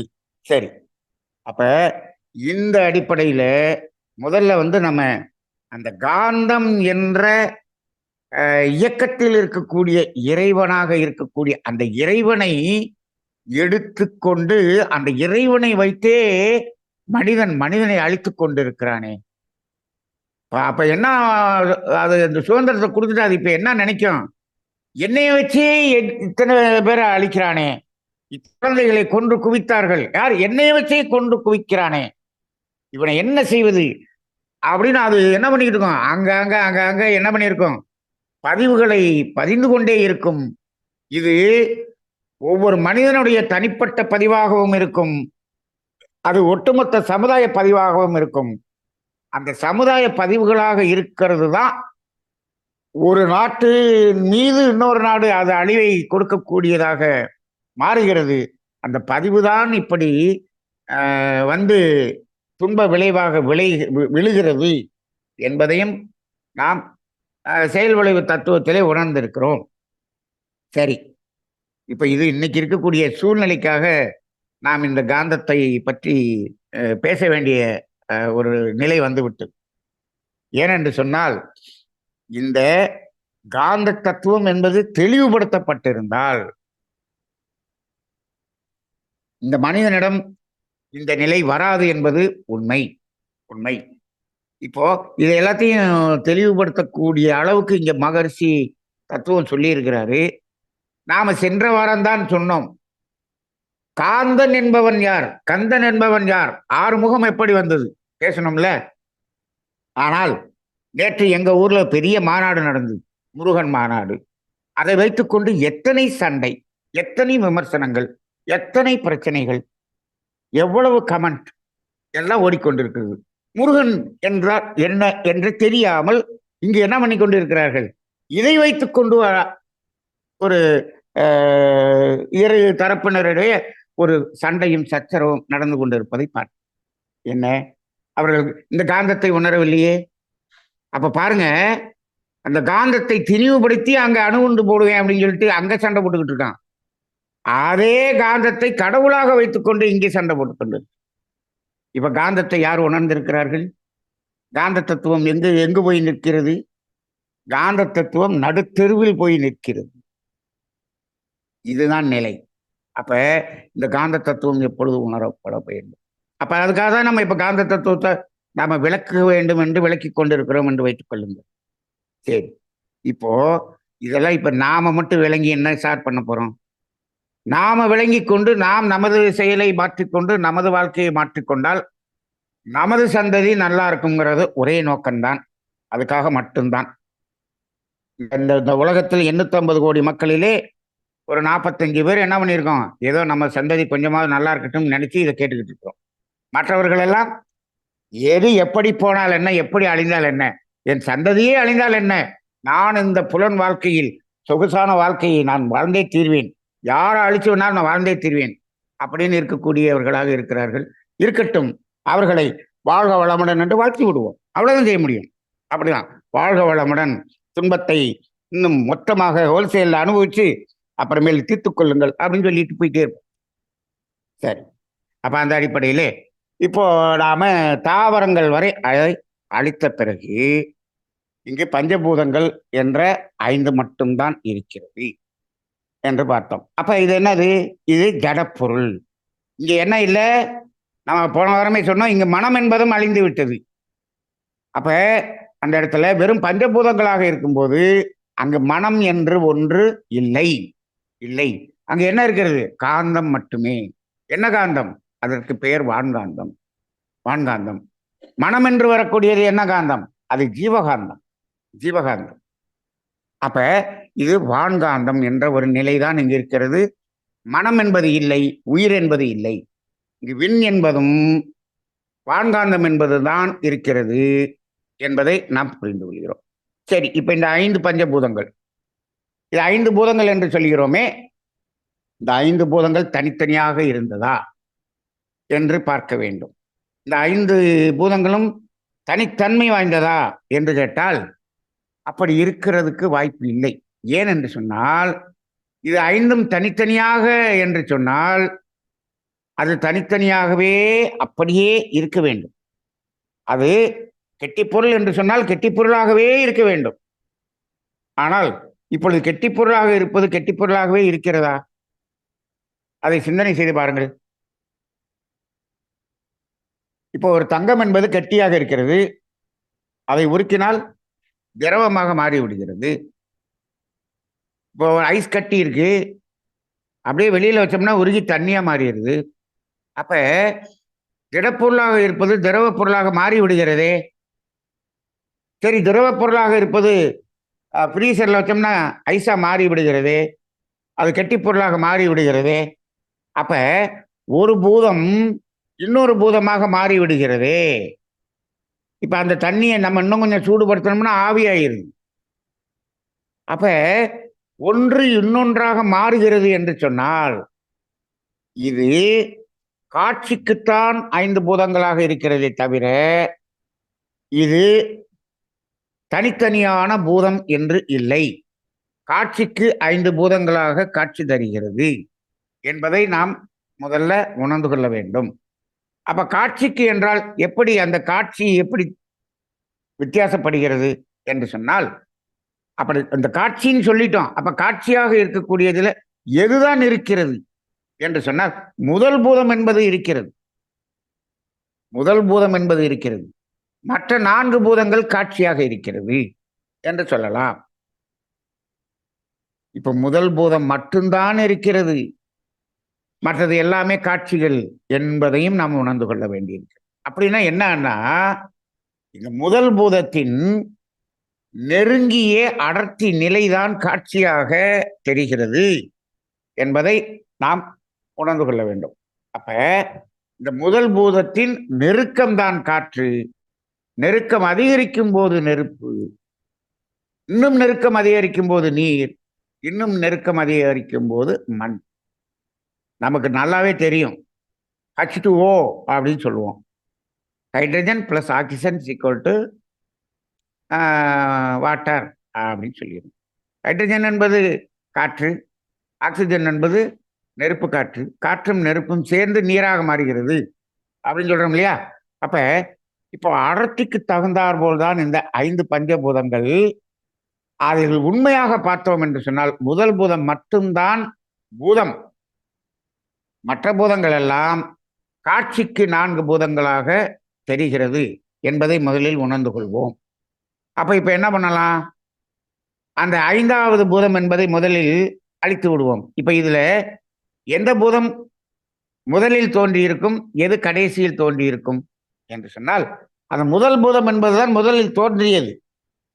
நெருக்கம் என்பதின் அடிப்படையில் ஒன்றொன்றாக வந்ததல்லவா? அப்படி என்றால் அதில் நெருக்கம் அதிகமாக இருக்கக்கூடியது கடைசியில் தோன்றியதாக இருக்கும். அப்ப அது எதுவாக இருக்க முடியும்? அந்த கெட்டிப்பொருள் என்ற ஒன்றுதான், ஐந்தாவது பூதம்தான். அது கடைசியில், இந்த 5 பூதங்களிலே கடைசியில் தோன்றிய பூதம் இந்த நிலமாகத்தான் இருக்க முடியும். அப்ப நிலம் என்பதை அழித்து விடுவோம். நிலம் என்பதை அழித்து விட்டால் என்ன இருக்கும்? விண், காற்று, நெருப்பு, நீர். இந்த 4 பூதம் மட்டும்தான் இருந்துச்சு. இந்த நீர் என்பது தனியாக எப்படி இருக்க முடியும் என்று ஒரு கேள்வி வரும். நிலமே இல்லாமல் எப்படி நீர் இருக்க முடியும்? இப்ப நாமெல்லாம் என்ன பார்க்கிறோம்னா, நிலத்துக்கு மேல நீர் இருக்குது அப்படின்னு பார்க்கிறோம்.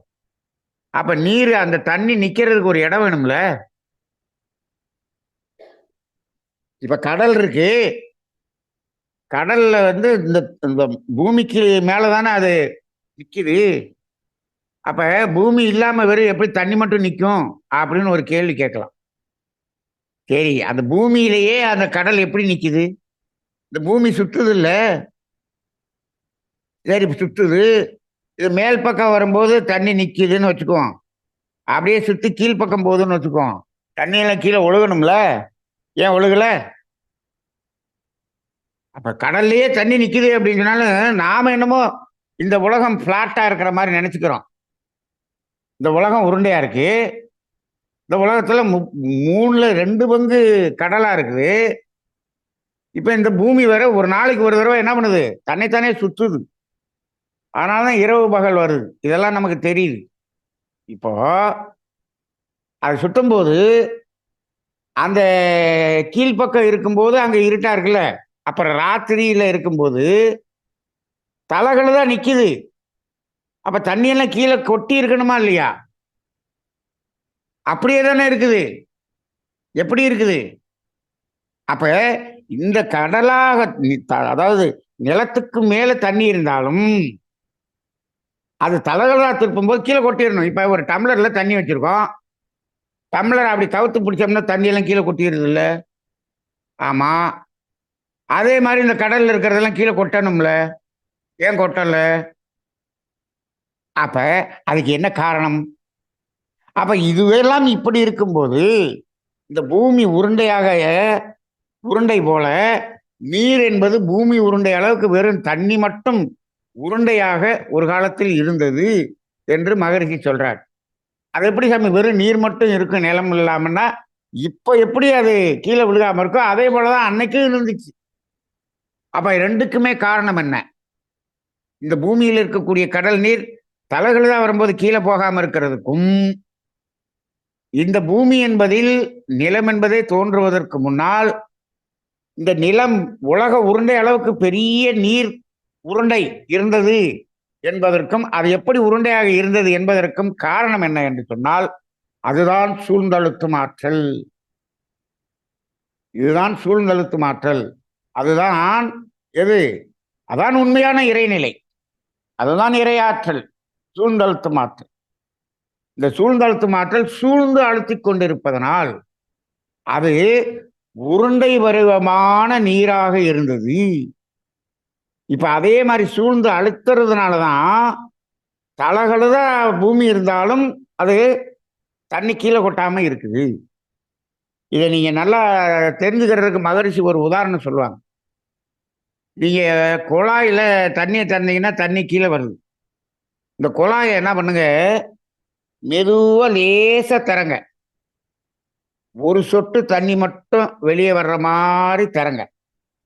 திறந்தீங்கன்னா அந்த தண்ணி அப்படியே வெளியில நீளமா அப்படியே வெளியில வரும், கொஞ்சம் கொஞ்சமா வரும். அந்த அந்த குழாயில இருந்து அது டிட்டாச் ஆகி கீழே வரும்போது அது உருண்டை வடிவமாக நீர் ஒரு சொட்டு என்று சொல்றோமே, அந்த ஒரு சொட்டு நீளமா போய் விழுகுதா, உருண்டை ஆயிருதா? அதுல இருந்து அந்த குழாயில இருந்து டிட்டாச் ஆன உடனே அது உருண்டை வடிவமாக மாறி விடுகிறது. யாரு அதை உருட்டி விட்டது? இந்த குழாயிலிருந்து உள்ள வந்து யாரு அதை உருட்டி விட்டது அப்படின்னு பார்த்தா யாரும் உருட்டி விடல. இந்த சூழ்ந்தழுத்தும் ஆற்றல் என்ன பண்ணுச்சு அதை உருட்டி விட்டுச்சு. சூழ்ந்தழுத்துறதுனால அது உருண்டையா மாறிடுச்சு. இப்ப நீர்த்துளி மழை பெய்யும் போது நீர்த்துளி அங்கிருந்து வருது இல்ல, எப்படி வருது? நீர்த்துளி உருண்டையா தானே, நம்ம நீர்த்துளி அப்படின்னு சொன்னாலே உருண்டையா தானே போடுறோம். இதை யார் உருட்டி உருட்டி உருட்டி உருட்டி விடுறா? குலோப் ஜாமுனுக்கு உருட்டின மாதிரி உருட்டி உருட்டி விடுறாங்களா யாராவது? இந்த சூழ்ந்தழுத்தும் ஆற்றல் இல்லாத இடமே இல்லை. அப்ப இந்த பூமி போல இருந்த அந்த நீர் உருண்டையை சூழ்ந்து அழுத்திய அதே சூழ்ந்தழுத்தும் ஆற்றல் தான் இந்த குழாயிலிருந்து வெளியே வர்ற தண்ணியில் இருக்கிறதையும் சூழ்ந்து அழுத்தி அதனால் அந்த உருண்டை வடிவமாக மாற்றி விடுகிறது. அதே இரையாற்றல் தான் இங்கும் இருக்கிறது. என்னங்க, இந்த குழாய்க்கு வெளியிலையும் இரையாற்றல் இருக்கிறது, சூழ்ந்தழுத்தும் ஆற்றல். இந்த பூமியை சுற்றியும் சூழ்ந்தழுத்தும் ஆற்றல் இருக்கு. இந்த சண்டை போடுறாங்களே அந்த 2 நாட்டிலையும் சூழ்ந்தழுத்தும் ஆற்றல் இருக்கா? இருக்குது, இருக்குது. அது என்ன பண்ணிட்டு இருக்குது? என்னங்க இது இரையாற்றல் சூழ்ந்தழுத்தும் ஆற்றல், அது என்ன பண்ணிட்டு இருக்கு அப்படின்னு சொன்னா, இவனை இந்த இங்க குண்டு போட்டு கொன்று அப்படின்னு அவன் நினைக்கிறான் பாத்தீங்களா? அந்த நினைக்கிற நினைப்ப சூழ்ந்தழுத்து மாற்றல் என்ன பண்ணிடுது? அவன் கர்மயத்துல போய் வச்சிருது. ஒருத்தன் போய் குண்டு போட்டான் இல்லையா, எங்க அதிபரை போட சொன்னாருன்னு சொல்லி அந்த வண்டியை ஓட்டிட்டு வந்து போட்டான் பாத்தீங்களா? அவன் போட்ட அந்த செயலை செஞ்சான் இல்லையா, அங்க சூழ்ந்தழுத்து மாற்றல் அவன் கர்மயத்துல உள்ள போய் வச்சிருது. இதுல யாரெல்லாம் வச்சானோ எல்லாத்துக்குள்ளேயும் கொண்டு வச்சது. நான் செஞ்சேங்க, ஆனா நான் என்னங்க செய்ய சொன்னாங்க செஞ்சேன் அப்படின்னு சொன்னாங்க. செய்ய சொன்னாங்க செஞ்சேன் அப்படின்னு அதை நினைப்போட போய் அழுத்துது. ஆக செய்ய சொன்னவருக்கு செய்ய சொன்னதுக்கு போய் அழுத்துது. விளைவு வரும்போது செய்ய சொன்னவருக்கு ஒரு விளைவு வேற மாதிரி வருது, செய்ய சொன்னதுக்காக தான் நான் செஞ்சேன் அப்படிங்கிறதுக்கு வேற மாதிரி வருது. ஒவ்வொன்றையும் கரெக்டா கணிச்சு அதுக்கு விளைவை கொடுக்கறதும் அதே, ஏன்னா இது அதே சூழ்ந்தழுத்து மாற்றல் தான். அப்ப இந்த சூழ்ந்தழுத்து மாற்றல் கர்மயத்துல கொண்டு போய் ஒவ்வொருத்தர் கர்மயத்திலையும் அங்க என்ன ஆயிருது? பதிஞ்சுக்கிட்டு தான் இருக்குது. அப்ப இப்ப நம்ம ஒன்றும் கவலைப்பட வேண்டியதில்லை. இப்படி எல்லாம் பண்றாங்களே, அதெல்லாம் நம்ம ஒன்றும் பண்ண வேண்டிய, அந்த சூழ்ந்தழுத்து மாற்றல் எல்லாத்தையும் பதிஞ்சு பதிஞ்சு பதிஞ்சு வைக்கிறது. அதுக்கு விளைவையும் கொடுத்து கொண்டு இருக்கிறது. இன்னைக்கு துன்பத்தை அனுபவித்துக் கொண்டிருப்பவர்களும் ஏற்கனவே பதிஞ்சதுக்கு தான் இப்படி துன்பத்தை அனுபவிச்சுக்கிட்டு இருக்கிறாங்க அப்படிங்கிற மாதிரி தான் இருக்குது. ஆக இப்போ ஒவ்வொன்றும் இந்த இறை நீதியின் அடிப்படையில் தான் நடக்கிறது என்பதை பார்க்கும்போது நாம் என்ன பண்ணலாம்? அடுத்து இது மாதிரி நடக்காம இருக்கிறதுக்குரிய வேலையை பண்ணலாம். இப்ப கூட என்ன சொல்றாங்க, ஒரு சிறிய நாடு, அதை சுற்றி பகை நாடுகள், அப்ப அவங்க தன்னை பாதுகாத்துக் கொள்ள இதெல்லாம் சண்டை போட்டு தானே ஆகணும். அப்பா, நீ சிறிய நாடாக இருந்தாலும் உன்னை சுற்றி பகை நாடுகளாக ஏன் வந்தது? எந்த சிறிய நாடாக இருந்தாலும் சரி, சிறிய மனிதனாக இருந்தாலும் சரி, அவனுக்கு பகை என்று ஒன்று வர வேண்டிய அவசியமே இல்லை, வராது. அவனுடைய கர்மயத்தில் அவன் செய்த துன்பங்களினுடைய பதிவுகள் இருந்தால்தான் பகை வரும், இல்லாட்டி பகை வராது. அது ஏற்கனவே பதிந்த பதிவுகள் தான் அந்த பகையை உண்டு பண்ணுகிறது. இப்ப இதை உணர்ந்து கொண்டால் என்ன பண்ணலாம்? சரி, ஏற்கனவே இருக்கக்கூடிய அந்த பதிவுக்குரிய விளைவை நம்ம அனுபவித்து விட்டோம் என்று சொன்னால் அதன் பிறகு நமக்கு ஒன்றும் வராது. இந்த தெளிவு வந்துடும். ஆனா இவன் என்ன பண்றான்? அந்த அதுக்குரிய துன்பம் வராம இருக்கிறதுக்காக இவன் என்ன பண்றான்? பெருசா பண்றான். அப்ப என்ன ஆயிருது? சின்ன துன்பத்தை பெரிய துன்பமாக மாற்றிக் கொள்கிறான். இது ஒண்ணும் இல்லை, இதான் விஞ்ஞான மருத்துவத்துல கண்டுபிடிச்ச மாத்திரை மாதிரி தான். நம்ம சொன்னோம் இல்லையா, விஞ்ஞான மருத்துவத்துல ஒரு துன்பம் இருக்குது, துன்பத்தை தீக்கிறேன்னு மாத்திரையை சாப்பிட்டான். அந்த துன்பம் என்ன, அந்த சின்ன துன்பத்தை நீக்கிட்டு பெரிய துன்பத்தை உருவாக்கி விட்டது. இதுதான் இன்னைக்கு உலக மருத்துவர்கள், உலக மருத்துவ விஞ்ஞானிகள் செய்யக்கூடியதெல்லாம் இதைத்தான் செய்யறாங்க. இதுல போய் நான் இதுக்காகத்தான் நான் நீட்டு படிச்சு நான் இந்த வேலைக்குத்தான் போவேன் அப்படின்னு நிறைய பேர் பிடிவாதமா போய்கிட்டு இருக்காங்க. காந்த தத்துவம் தெரியாதவர்கள், மகரிஷி அவர்கள் தெளிவாக சொல்லி இருக்கிறாங்க. என்ன சொன்னாங்க? காந்த தத்துவம் இந்த உலகில் முழுமையாக உணரப்படும் பொழுது இந்த விஞ்ஞான மருத்துவமும் விஞ்ஞான மருத்துவத்திற்காக வேலை செய்யக்கூடிய விஞ்ஞானிகளும் என்ன பண்ண மாட்டாங்க, இருக்க மாட்டார்கள் என்று சொல்லிவிட்டார். அதை நோக்கி யாரும் போக மாட்டாங்கன்ட்டாரு. காந்த தத்துவம் முழுமையாக உணரப்படும் பொழுது. அப்ப என்ன சொல்றாரு? அப்ப இந்த ஹோமியோபதி என்ற ஒரே மருத்துவம் தான் இந்த உலகில் இருக்கும் என்று சொல்லியிருக்கிறார். அப்படின்னா என்ன அர்த்தம்? துன்பம் நீங்கினால் மீண்டும் துன்பம் வராத அளவுக்கான ஒரு மருத்துவம். அப்படிப்பட்ட ஒரு காந்தம் என்ற ஒரு நிலையை உணரும் போது அதுதான் வரும் என்று சொல்லியிருக்கிறார். அப்ப இந்த சூழ்நிலத்து மாற்றல் எல்லா வேலையும் செய்து கொண்டுதான் இருக்கிறது. அப்ப ஒவ்வொன்றுக்கும் ஒருத்தருக்கு ஒரு விளைவு வருகிறது என்று சொன்னால் ஏற்கனவே இருப்பதற்குத்தான் வருகிறது. அதை வரவிடாமல் தடுப்பதற்காக நாம் செய்யக்கூடிய முயற்சி ஏற்கனவே வரவேண்டிய துன்பத்தை காட்டிலும் 10 மடங்காக பெருக்கி வைப்பதற்காகத்தான் நாம் செய்கிறோம். என்ன பண்ணிடுறோம்? இப்ப நம்மளாம் என்ன பண்ணிட்டு இருக்கோம்? எனக்கு இந்த துன்பம் வரக்கூடாது, பரவாயில்ல, சரி நீ என்ன பண்ணு, நல்ல பெரிய பெரிய கண்டுபிடிப்புகள் இருக்கக்கூடிய நவீன மாத்திரை எல்லாத்தையும் வாங்கி சாப்பிடு, பரவாயில்ல. என்ன நீ சாகிற வரைக்கும் உனக்கு ஒண்ணுமே வராது. ஆனால் உன் பேரனுக்கு இது போல 10 மடங்கு பெரிய நோய் வரும். வந்தா வந்துட்டு போட்டோம், எனக்கு வரக்கூடாது. என் மகனுக்கோ என் பேரனுக்கோ பெரிய பெரிய துன்பம் வந்தால் வரட்டும் என்று ஆசீர்வாதம் செய்யக்கூடிய மனிதர்கள் தான் இப்பொழுது நம்மை சுற்றிலும் இருக்கிறார்கள். இந்தியாவில் நிறைய பேர் இருக்காங்க. மற்ற நாடுகளை விட இந்தியாவில் நிறைய பேர் இருக்காங்க. இங்கேதான் நிறைய மருந்து மாத்திரைகளை அவ்வளவு சேல்ஸ் ஆகுது. வாங்கி வாங்கி வாங்கி சாப்பிட்றாங்க. என்ன செய்யறாங்க அவங்க? நான் சாகிற வரைக்கும் நான் சுகமா இருக்கணும், என் பேரன் பேத்தியெல்லாம் எப்படி எப்படி கெட்டு எப்படி துன்பப்பட்டாலும் பரவாயில்லை, அவர்கள் துன்பப்படட்டும் என்று ஆசீர்வாதம் செய்யக்கூடிய மனிதர்கள் தான் இப்பொழுது இருக்கிறார்கள். என்ன சார் இப்படி சொல்றீங்க? அப்படியெல்லாம் யாராவது ஆசீர்வாதம் பண்ணுவாங்களா? தெரியல. அதைத்தான் செய்து கொண்டிருக்கிறார்கள். இதை ஆசீர்வாதம், இப்படி ஆசீர்வாதத்தை நாம் செய்து கொண்டிருக்கிறோம் என்பதே அவர்களுக்கு புரியவில்லை. வேதாத்திரிய காந்த தத்துவம் தெரிந்தால் அது புரியும். சார் இதை தெரிய வைக்கிறதே வேண்டாம் சார், இதை தெரிஞ்சுக்கிட்ட இது பெரிய தொல்லையா இருக்கு, போதும் சார், காந்த தத்துவம் இதோட நிறுத்திடுங்க சார், இந்த வாரத்தோட இனிமே காந்த தத்துவத்தை சொல்லு, இதெல்லாம் தெரிஞ்சோம்னா ரொம்ப பெரிய வினையா இருக்கும் போல் இருக்கே. ஆமா, இது தெரிஞ்சுக்கிட்டோம்னா நாம என்ன பண்ணிடுவோம்? நாம உண்மையாக வாழ தொடங்கி விடுவோம். உண்மையாக, அதுக்காக தான் நம்ம சொல்றோம், நம்ம தமிழானந்த யோகத்துல உண்மையா இதை வாழணுங்கிறவங்க மட்டும் கேளுங்க. இந்த பாருங்க, சொன்னோடனே ஒருத்தர் வெளியே போயிட்டார் பாருங்க, ஒருத்தர் வெளியே போயிட்டார். போங்கடா, உங்க காந்த தத்துவமே வேணாம், என் பேரன் பேத்தி எப்படி போனா என்ன, நான் மாறுவதற்கு தயாராக இல்லை, வெளியே போயிட்டாரே.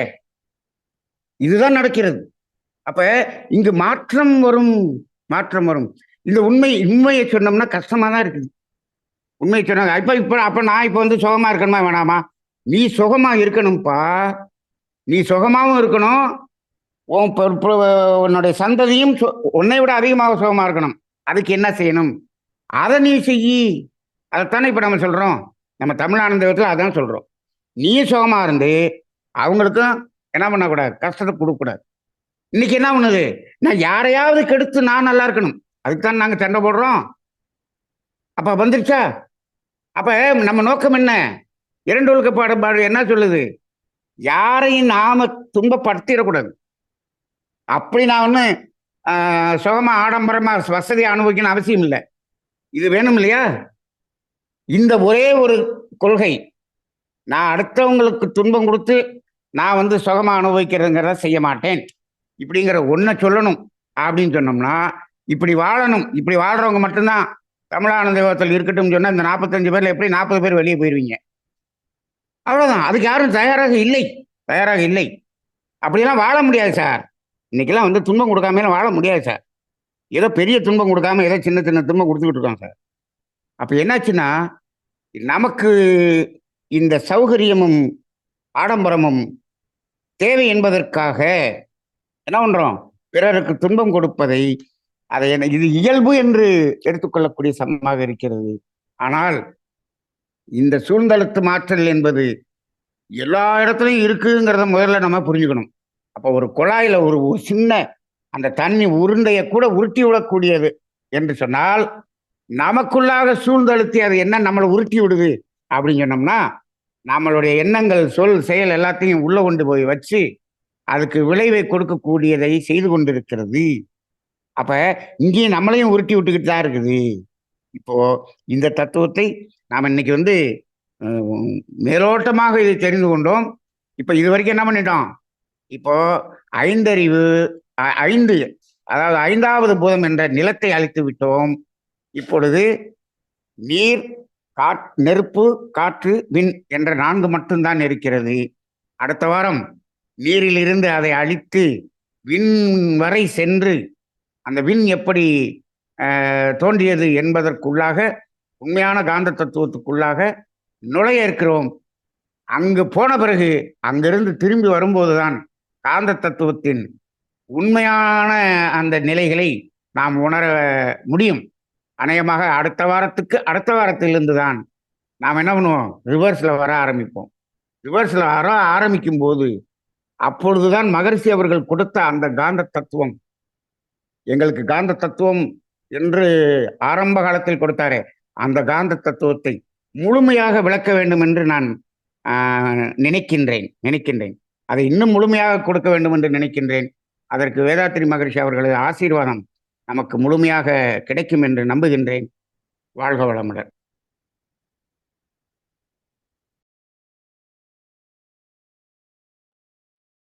நன்றி ஐயா. வாழ்க வளமுடன்.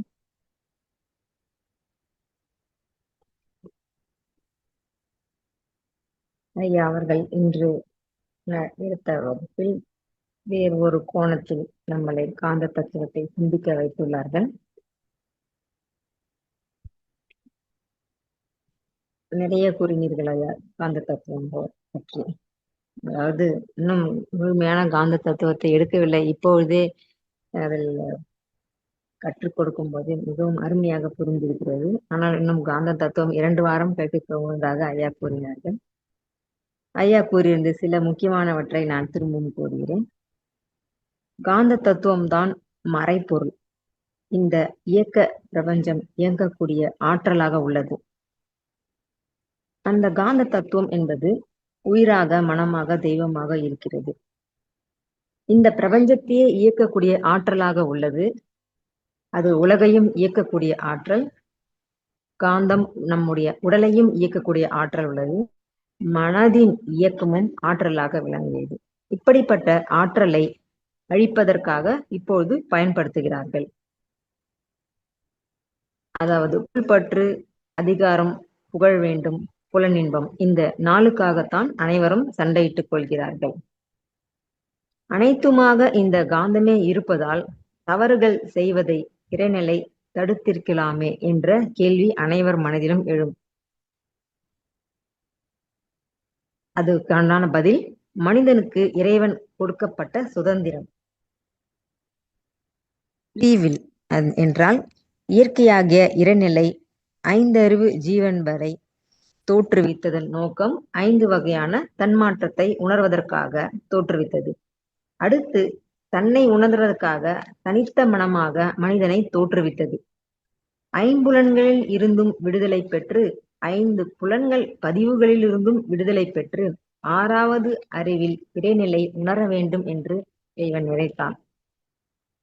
ஆனால் 6 அறிவில் குறைபாடு உள்ளவர்கள்தான் இப்பொழுது ஆராய்ச்சியாளராக இருக்கிறார்கள். விஞ்ஞானிகள் கண்டுபிடித்தது எல்லாமே துன்பப்படுவதற்காகத்தான்.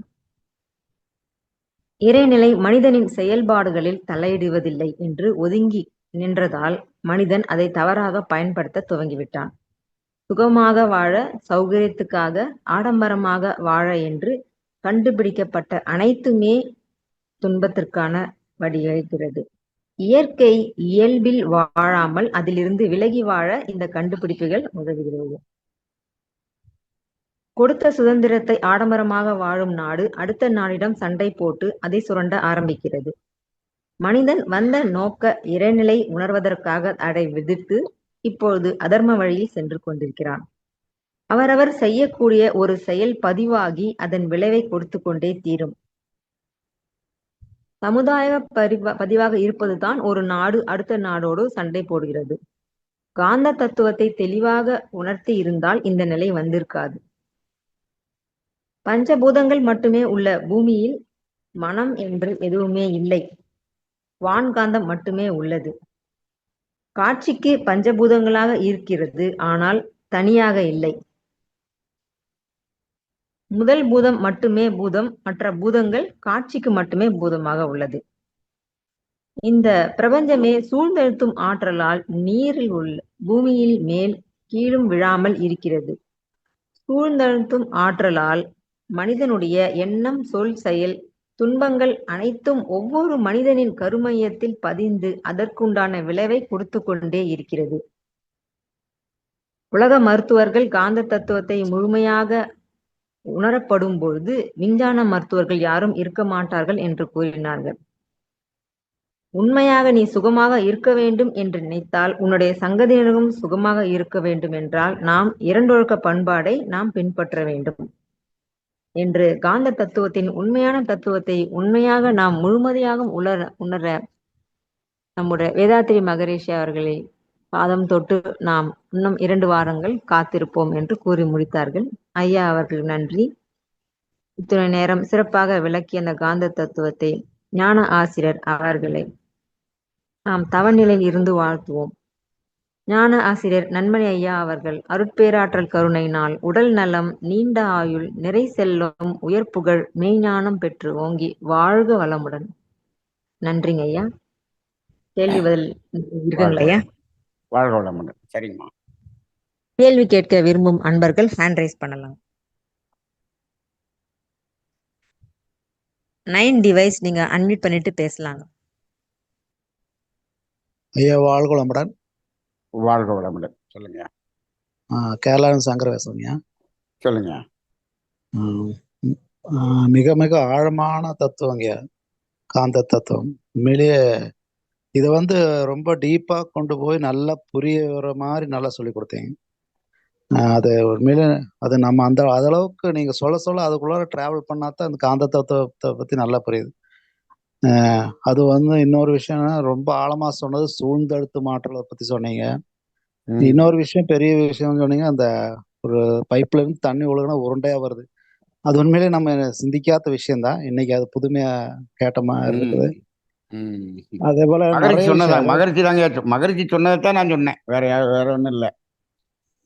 இல்ல அதுவும் யோசிக்க வேண்டியதா இருக்குங்க. அது உண்மையிலேயே யோசிச்சு சிந்திக்க வேண்டியதா இருக்கு. சொல்லுவாரு மகரிஷி, சொல்லுவாரு, யாரையா குழாய்க்குள்ள இருந்து உருட்டி விடுறதுன்னு சொல்லுவாரு. உண்மையிலேயே அது பயங்கரமான ஒரு தத்துவம் தாங்க. அதே போல இந்த கருமையத்துல பதியற விஷயம் சொன்னீங்க. யுத்தம், போர் நடக்கிறதே கருமையத்துல இருக்கிற பதிவு தான் வெளியே கொண்டு வருது. அது உண்மையிலே 100% உண்மைதாங்க. அதே மாதிரி இன்னொரு விஷயம் சொன்னீங்க, அந்த இறைவன் என்னை உணர்ந்தது போதும், நானே எல்லாமே அழிச்சிடறேங்கிற மாதிரி ஒரு உண்மையான ஒரு சொன்னீங்க. இது இப்ப அதான் நடந்துட்டு இருக்கிற மாதிரி இருக்குல்லங்க. ஆமாங்க. அதாவது இப்ப தலையிட்டு இதை நிறுத்தணும் அப்படின்னு சொன்னா அந்த மனிதனுடைய நோக்கத்தை முதல்ல நிறுத்தினாதான் முடியும். அப்ப மனிதனை அழிச்சிட்டு வேற இப்ப நம்ம ஒண்ணும் இல்லை, இறைவன் என்ன நினைக்கிறாருன்னா நம்ம நடிகர் சூரி மாதிரி நினைச்சிருவாரோன்னு எனக்கு தோணுது. போதும்பா, அழிச்சிட்டு முதல்ல இருந்து ஆரம்பி அப்படின்னு சொல்லிடுவாரோ அப்படின்னு தோணுது. இப்ப அதான் நடந்துருக்கு. ஆனா இதெல்லாம் பார்க்கும்போது உண்மையிலேயே நம்மளுக்கு தோணுதா, ஏன் மனிதனுக்கு இந்த மாதிரி எண்ணமாவே இருக்குதுங்கிற ஒரு தோணல் நம்மளுக்கு தோணிட்டா இருக்குதுங்க. நீங்க இந்த சண்டையை பத்தி போடும்போது நிறைய பேர் கமெண்ட் போடும்போது ஒருத்தர் போட்டிருந்தாரு, எப்பா ஆளுக்கு ஒரு அணுகுண்ட போடுங்கப்பா, நானும் அதுல இருந்து நானும் அழியறதுக்கு நான் தயாரா இருக்கேன், முதல்ல இந்த மனுஷனை எல்லாத்தையும் அழிச்சு விடுங்கப்பா, நானும் தயாரா இருக்கேன் அப்படின்னு ஒருத்தர் என்ன பண்ண ஒரு கமெண்ட் போட்டிருந்தார். அப்ப அந்த அளவுக்கு மனிதர்களுக்கு ஒரு வெறுப்பு உண்டாகி போச்சு. விரக்தி உண்டாயிருச்சு. ஆமா, கண்டிப்பா கண்டிப்பா. ஏன்னா சமுதாயத்துல உலகத்துல நடக்கிற விஷயம் பூரா அப்படிதான் இருக்குதுங்க. எல்லாமே அப்படிதான் இருக்குது. அது அப்ப நம்மளுக்கே தோணுது, என்ன மனுஷன் இவ்வளவு ஒரு பைத்தியக்காரத்தனமா ஆயிட்டு இருக்கிறாங்களே அப்படிங்கிற ஒரு தோணுது. சாதாரண விஷயத்துக்கெல்லாம் நாங்க இங்க மதுரையில இந்த முருகன் மாநாடை வச்சுட்டு அதுல இருக்கக்கூடிய கூத்தெல்லாம் பார்க்கும்போது, அடேங்கப்பா என்ன காந்த தத்துவம் இவ்வளவு தூரம் போய் எங்கேயோ போய் நிக்கிறே அப்படின்னு தெருவில் நின்று சண்டை போடுற நிலைமைக்கு போயிடுச்சு. அதான் உண்மையில காந்த தத்துவத்தை பத்தி மகரிஷி சொன்ன மாதிரி விளக்கம் யாருமே கொடுத்த மாதிரி எனக்கு தெரியல. அதே மாதிரி இந்த காந்த தத்துவத்தை புரிய வைக்கிறதுக்கு நம்ம ஒரு படாத பாடுபட்டாலும் இது புரிய வைக்கிறதுக்கு தான் கொஞ்சம் கஷ்டமா இருக்குங்க. அது மகரிஷி இதை புரிய வைக்கணுங்கிறதுக்காக ஒரு செட் ஆஃப் ஆசிரியர்களை உருவாக்குனாங்க. இப்ப இன்னைக்கு ஆசிரியர்கள் காந்த தத்துவத்தை விளக்கி சொல்லக்கூடிய ஆசிரியர்கள் இல்ல. சொல்லலான்ட்டு வந்தேங்க. அது உண்மையில உண்மைதாங்க. காந்த தத்துவ பத்தி நீங்க இப்ப சொல்ற மாதிரி விளக்கம் கொடுக்கற மாதிரி எனக்கு தெரியல யாருமே. அது சொல்லி ம். கொடுத்திருந்தாலே போதும்னு தான் எனக்கு தோணுது. எனக்கு என்ன தோணுதுன்னாங்க, காந்த தத்துவத்தை முழுமையா விளக்கணும்னா, அவருக்கு காந்த தத்துவம் தெரிந்திருக்க வேண்டும், மருத்துவம் தெரிந்திருக்க வேண்டும், ஜோதிடம் தெரிந்திருக்க வேண்டும். இது எல்லாத்தையும் தெரிஞ்சிருந்தா தான் இந்த காந்த தத்துவத்தை முழுசா விளக்க முடியுங்கய்யா. ஓ! சரி, சரி. ஏன்னா எல்லாத்துக்குள்ளயும் காந்தம் தான் இருக்குது. கண்டிப்பா, கண்டிப்பாங்க. ஆ அப்ப அந்த அது எல்லாத்தையும் தெரிஞ்சு பார்க்கும்போது, இப்ப ஒரு தாவரத்துல இருக்கக்கூடிய தாவர இனங்கள்ல இருக்கக்கூடிய ஒவ்வொன்னும் எப்படியெல்லாம் இது வருது? இது எல்லாத்தையும் சிந்திச்சு பார்த்தா தான் காந்தத்தை நம்ம வந்து உணர முடியும். நம்ம கண்டிப்பா. அந்த போயிட்டு ரிவர்ஸ் வரும்போது இன்னும் டீட்டெயிலா போவோம்யா. போவோம். அதான் வாழ்க உண்மையிலே வளமுடன். நம்ம அந்த உயிரறிவு உள்ளுணர்வாய் பெற்றாலே நம்மளுக்கு அந்த காந்த தத்துவம் தெரிஞ்சிருது எனக்கு என்னோட கருத்துங்க. ஆ அதாங்க உயிரறிவு அதுதானே காந்தம். உயிரறிவை அதான், அதான். உள்ளுணர்வாய் பெறுதல் தான் காந்தம். கண்டிப்பா, கண்டிப்பா. ரைட்டுங்க, ரைட்டுங்க. உண்மையிலே அருமையான விளக்கங்க. அருமையான நன்றி, ஸ்பீச்சுங்க. நன்றி, நன்றி. நன்றிங்க. வாழ்க வளமுடன்.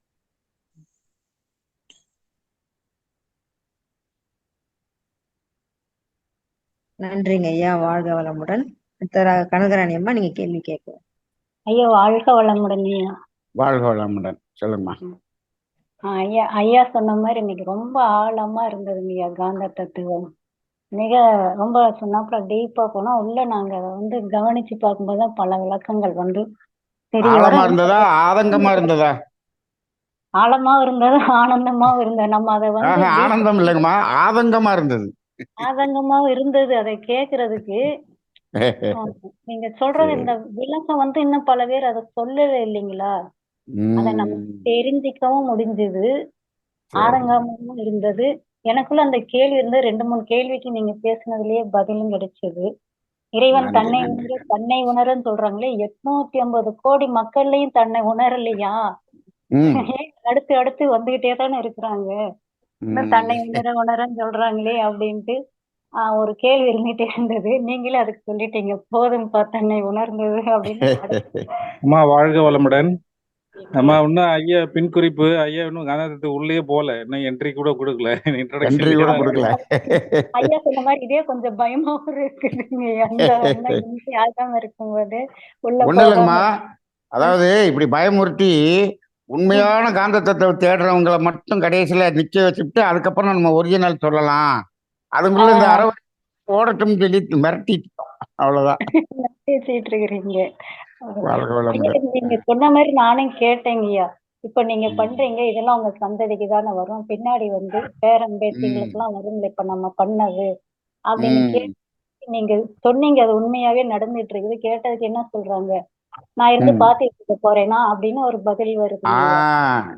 இது ஒரு ரொம்ப சேஃப்டியா போச்சு. நான் என்ன அதை பார்க்கவா போறேன் அப்படின்னு. பதில் அப்ப வருது. அப்ப எவ்வளவு பெரிய சுயநலவாதிகள் பாருங்க. அப்ப நானே அனுபவிச்சுட்டு நானே போறேன். பின்னாடி என்ன நம்ம பார்க்க போறோமா? யார் எப்படி போனா என்ன?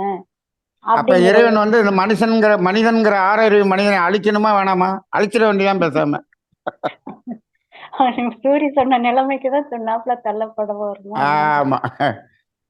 அப்புறம் இந்த கடல் நீர் நீங்க சொன்ன அந்த கேள்வி எனக்குள்ள இருந்தது. ஒரு நாளைக்கு 16 லட்சம் மைல் சுத்துங்கிறாங்களே, கடல் தண்ணி எப்படி கீழே விழுகாதான்ட்டு. அது பாட்டுக்கு வீசி வெளியில போயிடாதா? எனக்கு அது ஒரு சந்தேகம் இருந்தது. சூழ்ந்தழுத்து மாற்றல்ல அப்படியே நிக்குது தண்ணி அப்படின்ட்டு. இப்ப நம்ம இலையில கூட அந்த ஒரு சொட்டு தண்ணி இருக்கும்போது உருண்டையா தானங்க இருக்குது. மழை நீரோ அது விஞ்ஞானிகள்கிட்ட கேட்டா என்ன சொல்லிடுறாங்கம்மா, புவியீர்ப்பு விசை பூமி இழுக்குது அப்படிங்கிறாங்க. மகரிஷி சொல்றாரு பூமி எல்லாம் இழுக்கலப்பா, சூழ்ந்தழுத்து மாற்றல் அழுத்துறதுனால இழுக்கிற மாதிரி தெரியுது. ஆமாங்க ஆமாங்க. இப்ப நம்ம கூட சொல்றோம் இல்லையா, நம்ம என்ன பண்றோம், ஒரு பொண்ணுக்கு பின்னாடி உங்க பையன் போயிட்டான், உங்க பையன் அந்த பொண்ணுக்கு பின்னாடி போயிட்டான். ஆனா நீங்க என்ன சொல்றீங்க, அந்த பொண்ணு என் பையனை இழுத்துட்டா அப்படின்னு சொல்றீங்கல்ல. அது மாதிரி தான் அந்த சூழ்ந்தழுத்து மாற்றல் அழுத்துறத இந்த பூமி இழுக்குதுன்னு விஞ்ஞானிகள் சொல்லிட்டாங்க. ஓ சரி சரிங்க சரிங்க. வாழ்க வளமுடன். நன்றி நன்றி நன்றி. ரொம்ப நன்றி. நன்றிங்க அம்மா. வாழ்க வளமுடன். இனி இந்த நிகழ்ச்சியில் கலந்து கொண்ட அனைவருக்கும் மனசுல பதிஞ்சிருக்கும். குழாயில திருப்பும் போது தண்ணீர் சூழ்ந்தழுத்தும் ஆற்றல் இருக்கு. அதனால நம்ம செய்யற தவறுகள்லாம் நமக்குள்ள கருமையத்துல ஆழ்ந்து ம். பதியுதுன்ற எண்ணம் அம்மா நீங்க தினமுமே அம்மா நீங்க குழாயே வேணாங்கம்மா. வேண்டாம். நீங்க தண்ணி விரல தண்ணிக்குள்ள விட்டுட்டு தண்ணிய அப்படி மேல தூக்குங்க. தூக்குங்க. உங்க சொட்டு விரல்ல இருந்து ஒரு சொட்டு விழுகும்போது நல்லா உருண்ட நீங்க தான் உருட்டி விட்டீங்களா? ஆமா. அப்போ தண்ணிய பார்க்கும்போது நம்ம மனசுக்குள்ள ஒரு கட்டுப்பாடு நமக்கும் அந்த கருமையத்துல ம். பதிவு இருக்கு. நம்ம செயலுக்கு எல்லாருக்கும் பதிவு ஆஹா, இருக்குன்ற நம்மள சுத்தி சூழ்ந்தழுத்த மாற்றல் இந்த இருக்குதுடான்னு மாற்றம் ஒரு இருக்கு. பயம் வரணும்.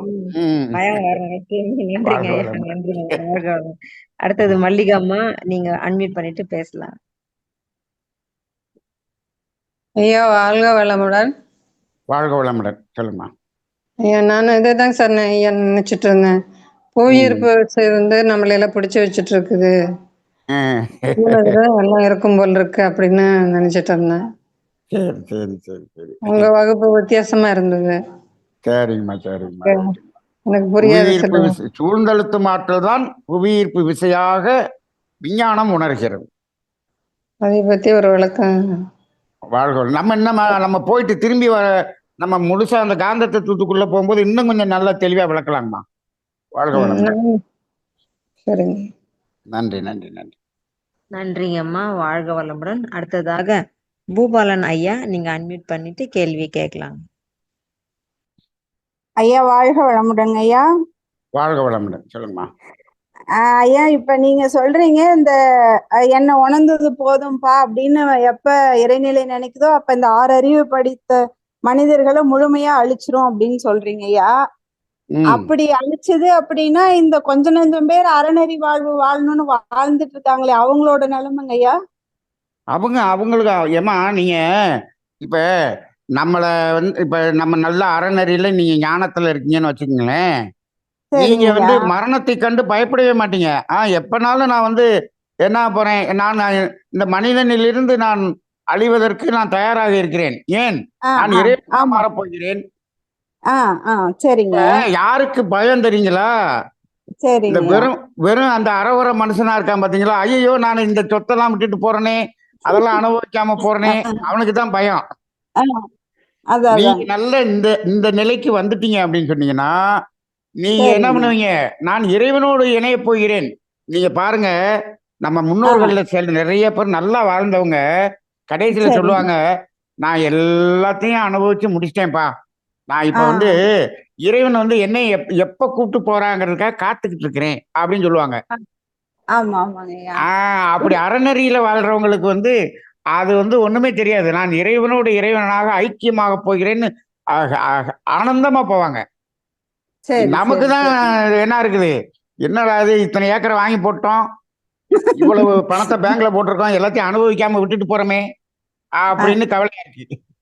இல்ல நம்ம நினைக்கிறதுங்க ஐயா, அட்லீஸ்ட் அடுத்த தலைமுறைக்காவது நம்ம கர்மாவை எல்லாம் முடிச்சுட்டு போவோம் அப்படின்னு தான் நம்ம இதுல கொஞ்சம் கொஞ்சம் உள்ள பண்ணிட்டு இருக்கோங்க இப்படி. இப்ப அப்படியே இல்ல அப்படிங்கும் போது அடுத்த ஜெனரேஷனே இருக்காது இல்லைங்க ஐயா. இப்படி மொத்தமா நீங்க இன்னொன்னு பாருங்க, இன்னொன்னு அப்படி எல்லாம் இப்ப அழிக்கிறதா இருந்தாலும் முழுசா அழிக்கிறதுங்கிறது வராதுங்கம்மா. எப்படி இருக்கும்னா, இப்ப அழிவு வரும். இப்பயே பாருங்க, இப்ப இந்த ஜூலைல இருந்து செப்டம்பருக்குள்ளாகவே ஒரு அழிவு வரும்னு சொல்றாங்க. ஒரு அழிவு வரும். ஒரு ஒரு ஒரு செக்டார்ல அழிவு வந்த உடனே அதை பார்த்து மற்றவர்கள் என்ன பண்ணுவாங்க, திருந்திடுவாங்கன்னு இறைவன் நம்ம மேல நம்பிக்கை வைக்கிறான். அப்பயும் திருந்தலன்னு வச்சுக்கோங்க, அப்ப முழுசா அழிச்சிட வேண்டியதான் அப்படின்னு ஆயிரும். சரிங்க. நன்றிங்க ஐயா. காந்த தத்துவத்தை வேற ஒரு கோணத்துல புரிய வைக்கிறீங்க ஐயா. நிறைய புக்ல படிச்சது மத்த இல்லம்மா, நான் வந்து எனக்கு மகரிஷி எப்படி சொல்லி கொடுத்தாரோ, மகரிஷி கிட்ட நான் எப்படி எல்லாம் கேள்வி கேட்டனோ அதை எல்லாத்தையும் வச்சுக்கிட்டு இன்னைக்கு இருக்கக்கூடிய சூழ்நிலையையும் வச்சுக்கிட்டு நான் நடத்துறேங்கம்மா. வேற ஒண்ணும் இல்ல. சரி. ஆமாங்க ஐயா. கடைசி வரைக்கும் நல்லபடியா கொண்டு போங்க ஐயா. எங்களுக்கெல்லாம் வேற ஆப்ஷனே இல்ல உங்களை விட்டுட்டா. நன்றிங்க ஐயா. எங்களுக்கு மகரிஷி காந்த தத்துவம் நடத்தும் போது அப்படியே உட்கார்ந்து நாங்கெல்லாம் அவர்கிட்ட கேள்வி கேட்கறதுக்கு எங்களுக்கு ஒரு வாய்ப்பு கிடைச்சதை நினைச்சு இன்னைக்கு நான் வந்து அப்படியே பூரிப்பா இருக்கேன். அப்படியெல்லாம் எங்களுக்கு ஒரு வாய்ப்பு கிடைச்சதே அப்படின்னு சொல்லி. நன்றிங்க ஐயா. நன்றிங்க ஐயா. வாழ்க வளமுடன். நன்றிங்க அம்மா. வாழ்க வளமுடன். அடுத்ததாக 1+ டிவைஸ், நீங்க அன்மியூட் பண்ணிட்டு பேசலாம்.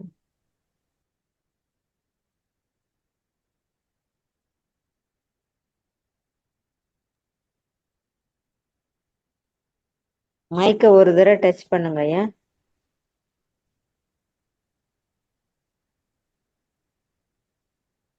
வாழ்க வளமுடன்.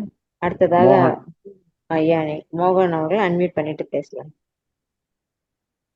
வாழ்க வளமுடன் ஐயா. ஐயா சொல்லுங்க.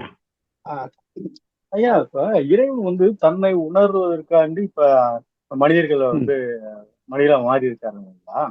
அப்ப ஆமா நம்ம முன்னாடியே மகான்கள் நிறைய பேர் இறை உணர்வு பெற்று இறைவன் உணர்ந்துட்டாங்க இல்லையா? ஆமா உணர்ந்துட்டாங்க. அப்ப இறைவன் வந்து ஆறாவதோட நோக்கம் அவங்களுக்கு நிறைவேறிச்சு இறைவனுக்கு தன்னை ம், உணர்ந்ததுனால. ம், ம். அப்ப அப்ப அந்த இறைவன் வந்து இப்ப மீதி இருக்கிற எல்லா மனிதர்களும் தன்னை உணர்ந்து உணர்ந்து வரணும்னு அப்படி அதனால இந்த நீ இயக்கம் நடைபெற்றுக்கிட்டே இருக்கா? அப்படி அது பாருங்க பார்த்தா இப்ப. அப்ப இப்போ அப்படின்னா ஐயா சரி, இப்ப ஏதோ நீங்க ஏதோ ஒரு ம், சொல்லுங்க. ஒரு 1000 பேர் உணர்ந்துட்டாங்களே போதும் அப்படின்னு முடிச்சிருக்கலாமே அப்படின்னு நினைக்கிறீங்க.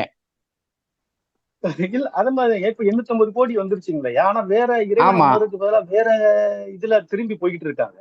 அப்ப இது இந்த மக்கள் என்னதாங்கயா மனிதனா உணர்ந்து ம், இல்லைங்க. இப்போ இப்ப இப்ப கொஞ்சம் பேர் உணர ஆரம்பிச்சாங்க பாத்தீங்களா? ஆ, இப்போ அதே போல அவங்க வந்து மற்றவர்களுக்கு உணர்த்தினார்கள்.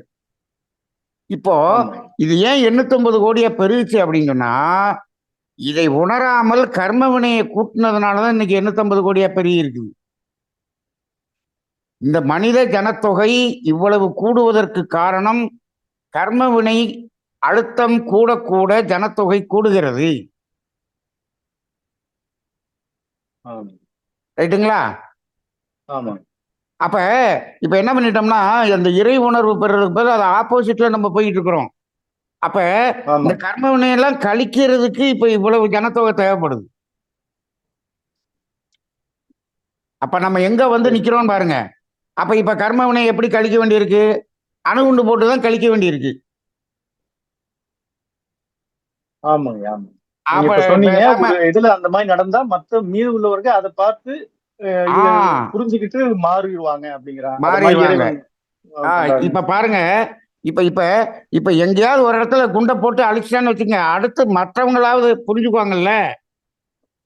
ஆமாங்க ஆமா அப்ப இப்ப என்னன்னா, நம்ம கர்மவினை கழிக்கிறதுனாலதான் இவ்வளவு ஜனத்தொகை இருந்துகிட்டு இருக்கு. இப்போ நாம உணர ஆரம்பிச்சிட்டோம்னு வச்சுக்கோங்க, அவங்களுக்கு சந்ததியே இருக்காது. ஆ, அப்ப ஆமாங்க இவ்வளவு ஆமாங்க ஜனத்தொகை வராது. ஆமாங்க ஆமா அதனால இப்ப இது அதான் இத்தனை பேர் உணர்ந்துட்டாங்களே, ரைட்டு போதும் அப்படின்னு சொல்லி அந்த இறைநிலை இதை முடிக்கலாம் அப்படின்னு பார்த்தா, இத்தனை அந்த கர்ம வினையெல்லாம் கழிக்க வேண்டியிருக்கு இல்லையா? நாம ஆமாங்க இப்ப ஆமாங்க வந்து இறை உணர்வு பெறுவதற்காக பிறந்தமோ இல்லையோ, கர்ம வினையை கழிக்கிறதுக்காக தான் பிறந்திருக்கிறோம். ஆமாங்க புரியுது. அந்த அங்கதாங்க என் பிரச்சனையே இருக்கு. ஆமாங்க ஆமா புரிஞ்சுது புரிஞ்சுது. வாழ்க வளமுடன். அதனால இப்ப இன்னும் போக போக போக துன்பங்கள் கூடும் உலகத்தில். ஆமாங்க சரிங்க. வாழ்க வளமுடன். வாழ்க வளமுடன். நன்றிங்க ஐயா. வாழ்க வளமுடன். அடுத்ததாக 1+ டிவைஸ் நீங்க கேள்வி கேட்கலாம். வாழ்க வளமுடன் ஐயா. நான் திருப்பரங்குன்றத்துல இருந்து நாகஜோதி பேசுறேங்கய்யா. சொல்லுங்க சொல்லுங்க. கேக்குதுங்கம்மா? சொல்லுங்க. இது அதாவது இறைநிலை வந்து அசையாமல் நின்றால்தான் அதை ம், உணர முடியுங்கிறதுக்கு தான் சுதந்திரம் கொடுத்திருக்கு. இது ரொம்ப ம், ம். புரியாத புதிரா இருந்தது. இன்னைக்கு நீங்க சொல்லும் போது ஆனந்தமா இருந்துச்சுங்கய்யா. அப்புறம் எனக்கு டவுட் வந்துங்கய்யா, போன வாரம் ம், இருந்ததுலதான் ஒரு டவுட். இந்த செவ்வாய் கிரகத்துல வந்து உயிரினம் ம், தோன்றும் பொழுது ம். இங்க பூமியில மனித இனம் அழிஞ்சு போயிரும்னு சொன்னீங்க. ஆமா. அதுக்கும் இதுக்கும் என்னங்கய்யா சம்பந்தம்? அதாவது இது எப்படின்னாங்கம்மா, இப்போ ம், ஆஹ், இப்ப செவ்வாயில வந்து இந்த உயிரினங்கள் தோன்ற வேண்டிய அவசியம் இல்லை. ம், இங்க பூமியில தான் இருக்கு. ஒரு ம், சூரிய குடும்பத்தில் ஏதாவது ம், ஒரு கிரகத்துல வந்து உயிரினங்கள் இருக்கும். ம், இப்போ இது என்ன ஆகுதுன்னா, இந்த ம், சூரியனை என்ன ஆகுது, இந்த இப்ப புதன் வந்து சூரியனை நெருங்கிட்டே போகுது. ம், அப்ப அது பாதி பாதி ஐஸா இருக்கு, பாதி நெருப்பா இருக்கு புதன். ம். அப்ப அது அப்படியே போய் போய் போய் கொஞ்ச நாள்ல என்ன ஆகும், இன்னும் கொஞ்சம் இன்னும் பக்கத்துல போகும்போது முழுசா அதுவும் என்ன ஆயிரும், நெருப்பா மாறிடும். ஆமாங்கய்யா. அப்ப இந்த சுக்கிரன் இன்னும் கொஞ்சம் பக்கத்துல போயிடும். ஓ! அப்ப இந்த புரியுதுங்க. பூமி அப்ப இன்னும் புரியுது. கொஞ்சம் பக்கத்துல போயிடும். அது கரெக்ட். பக்கத்துல போக போக மனித ம். உயிரினங்கள் வாழ்வதற்குரிய சூழ்நிலை பூமியில இல்லாம போகும். எல்லா உயிரினம் தானேங்க போயிரும் அப்படி பார்த்தா. அது மனிதன் எல்லா மட்டும் உயிரினமும் போகும். அதுல ஆ முதல் கடைசியா வந்தது எது? மனிதன். ஆ முதல்ல மனிதன் மனி அழிச்சு, அடுத்து 5 அழிச்சு, 4 அழிச்சு, இப்ப நம்ம எப்படி அழிச்சிட்டு வந்தோமோ அது மாதிரி தான் அழியும். ஓ சரிங்கய்யா. ஏன்னு கேட்டா புரியுதுங்க. ஏன்னு ம். கேட்டா முதல்ல தாவரத்தை அழிச்சுட்டா இந்த மனுஷன் உயிர் வாழ முடியாது. ம். கரெக்ட்டுங்க. அதனால இப்ப ம். 6ல இருந்து அழிச்சுக்கிட்டே வரும். அதுல ம். இங்க ம். அழிக்க அங்க 1ல இருந்து 2ன்னு அங்க தோண்டிக்கிட்டே இருக்கும். அப்போ ஒரு ம். காலத்துல ம். பூமியில என்ன ஆகும்? தண்ணியே இல்லாம போயிரும், உயிரினங்கள் இல்லாம போயிரும். ம். செவ்வாயில இதெல்லாமே வந்துரும். ஓ சரிங்க. புரியுதுங்க. இது சுழற்சி இது வேகம் மகரிஷி கம்மியாகும்.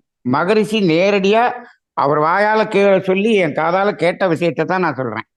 சரிங்கய்யா, சரிங்கய்யா. சுழற்சி வேகம் கம்மியாகும்போது அப்படியே ஒவ்வொன்னும் நெருங்கி இயங்க இது ஆரம்பிக்கும்போது மாறிக்கிட்டே இது போகும்மா. இதெல்லாம் பல லட்சம் புரியுதுங்க.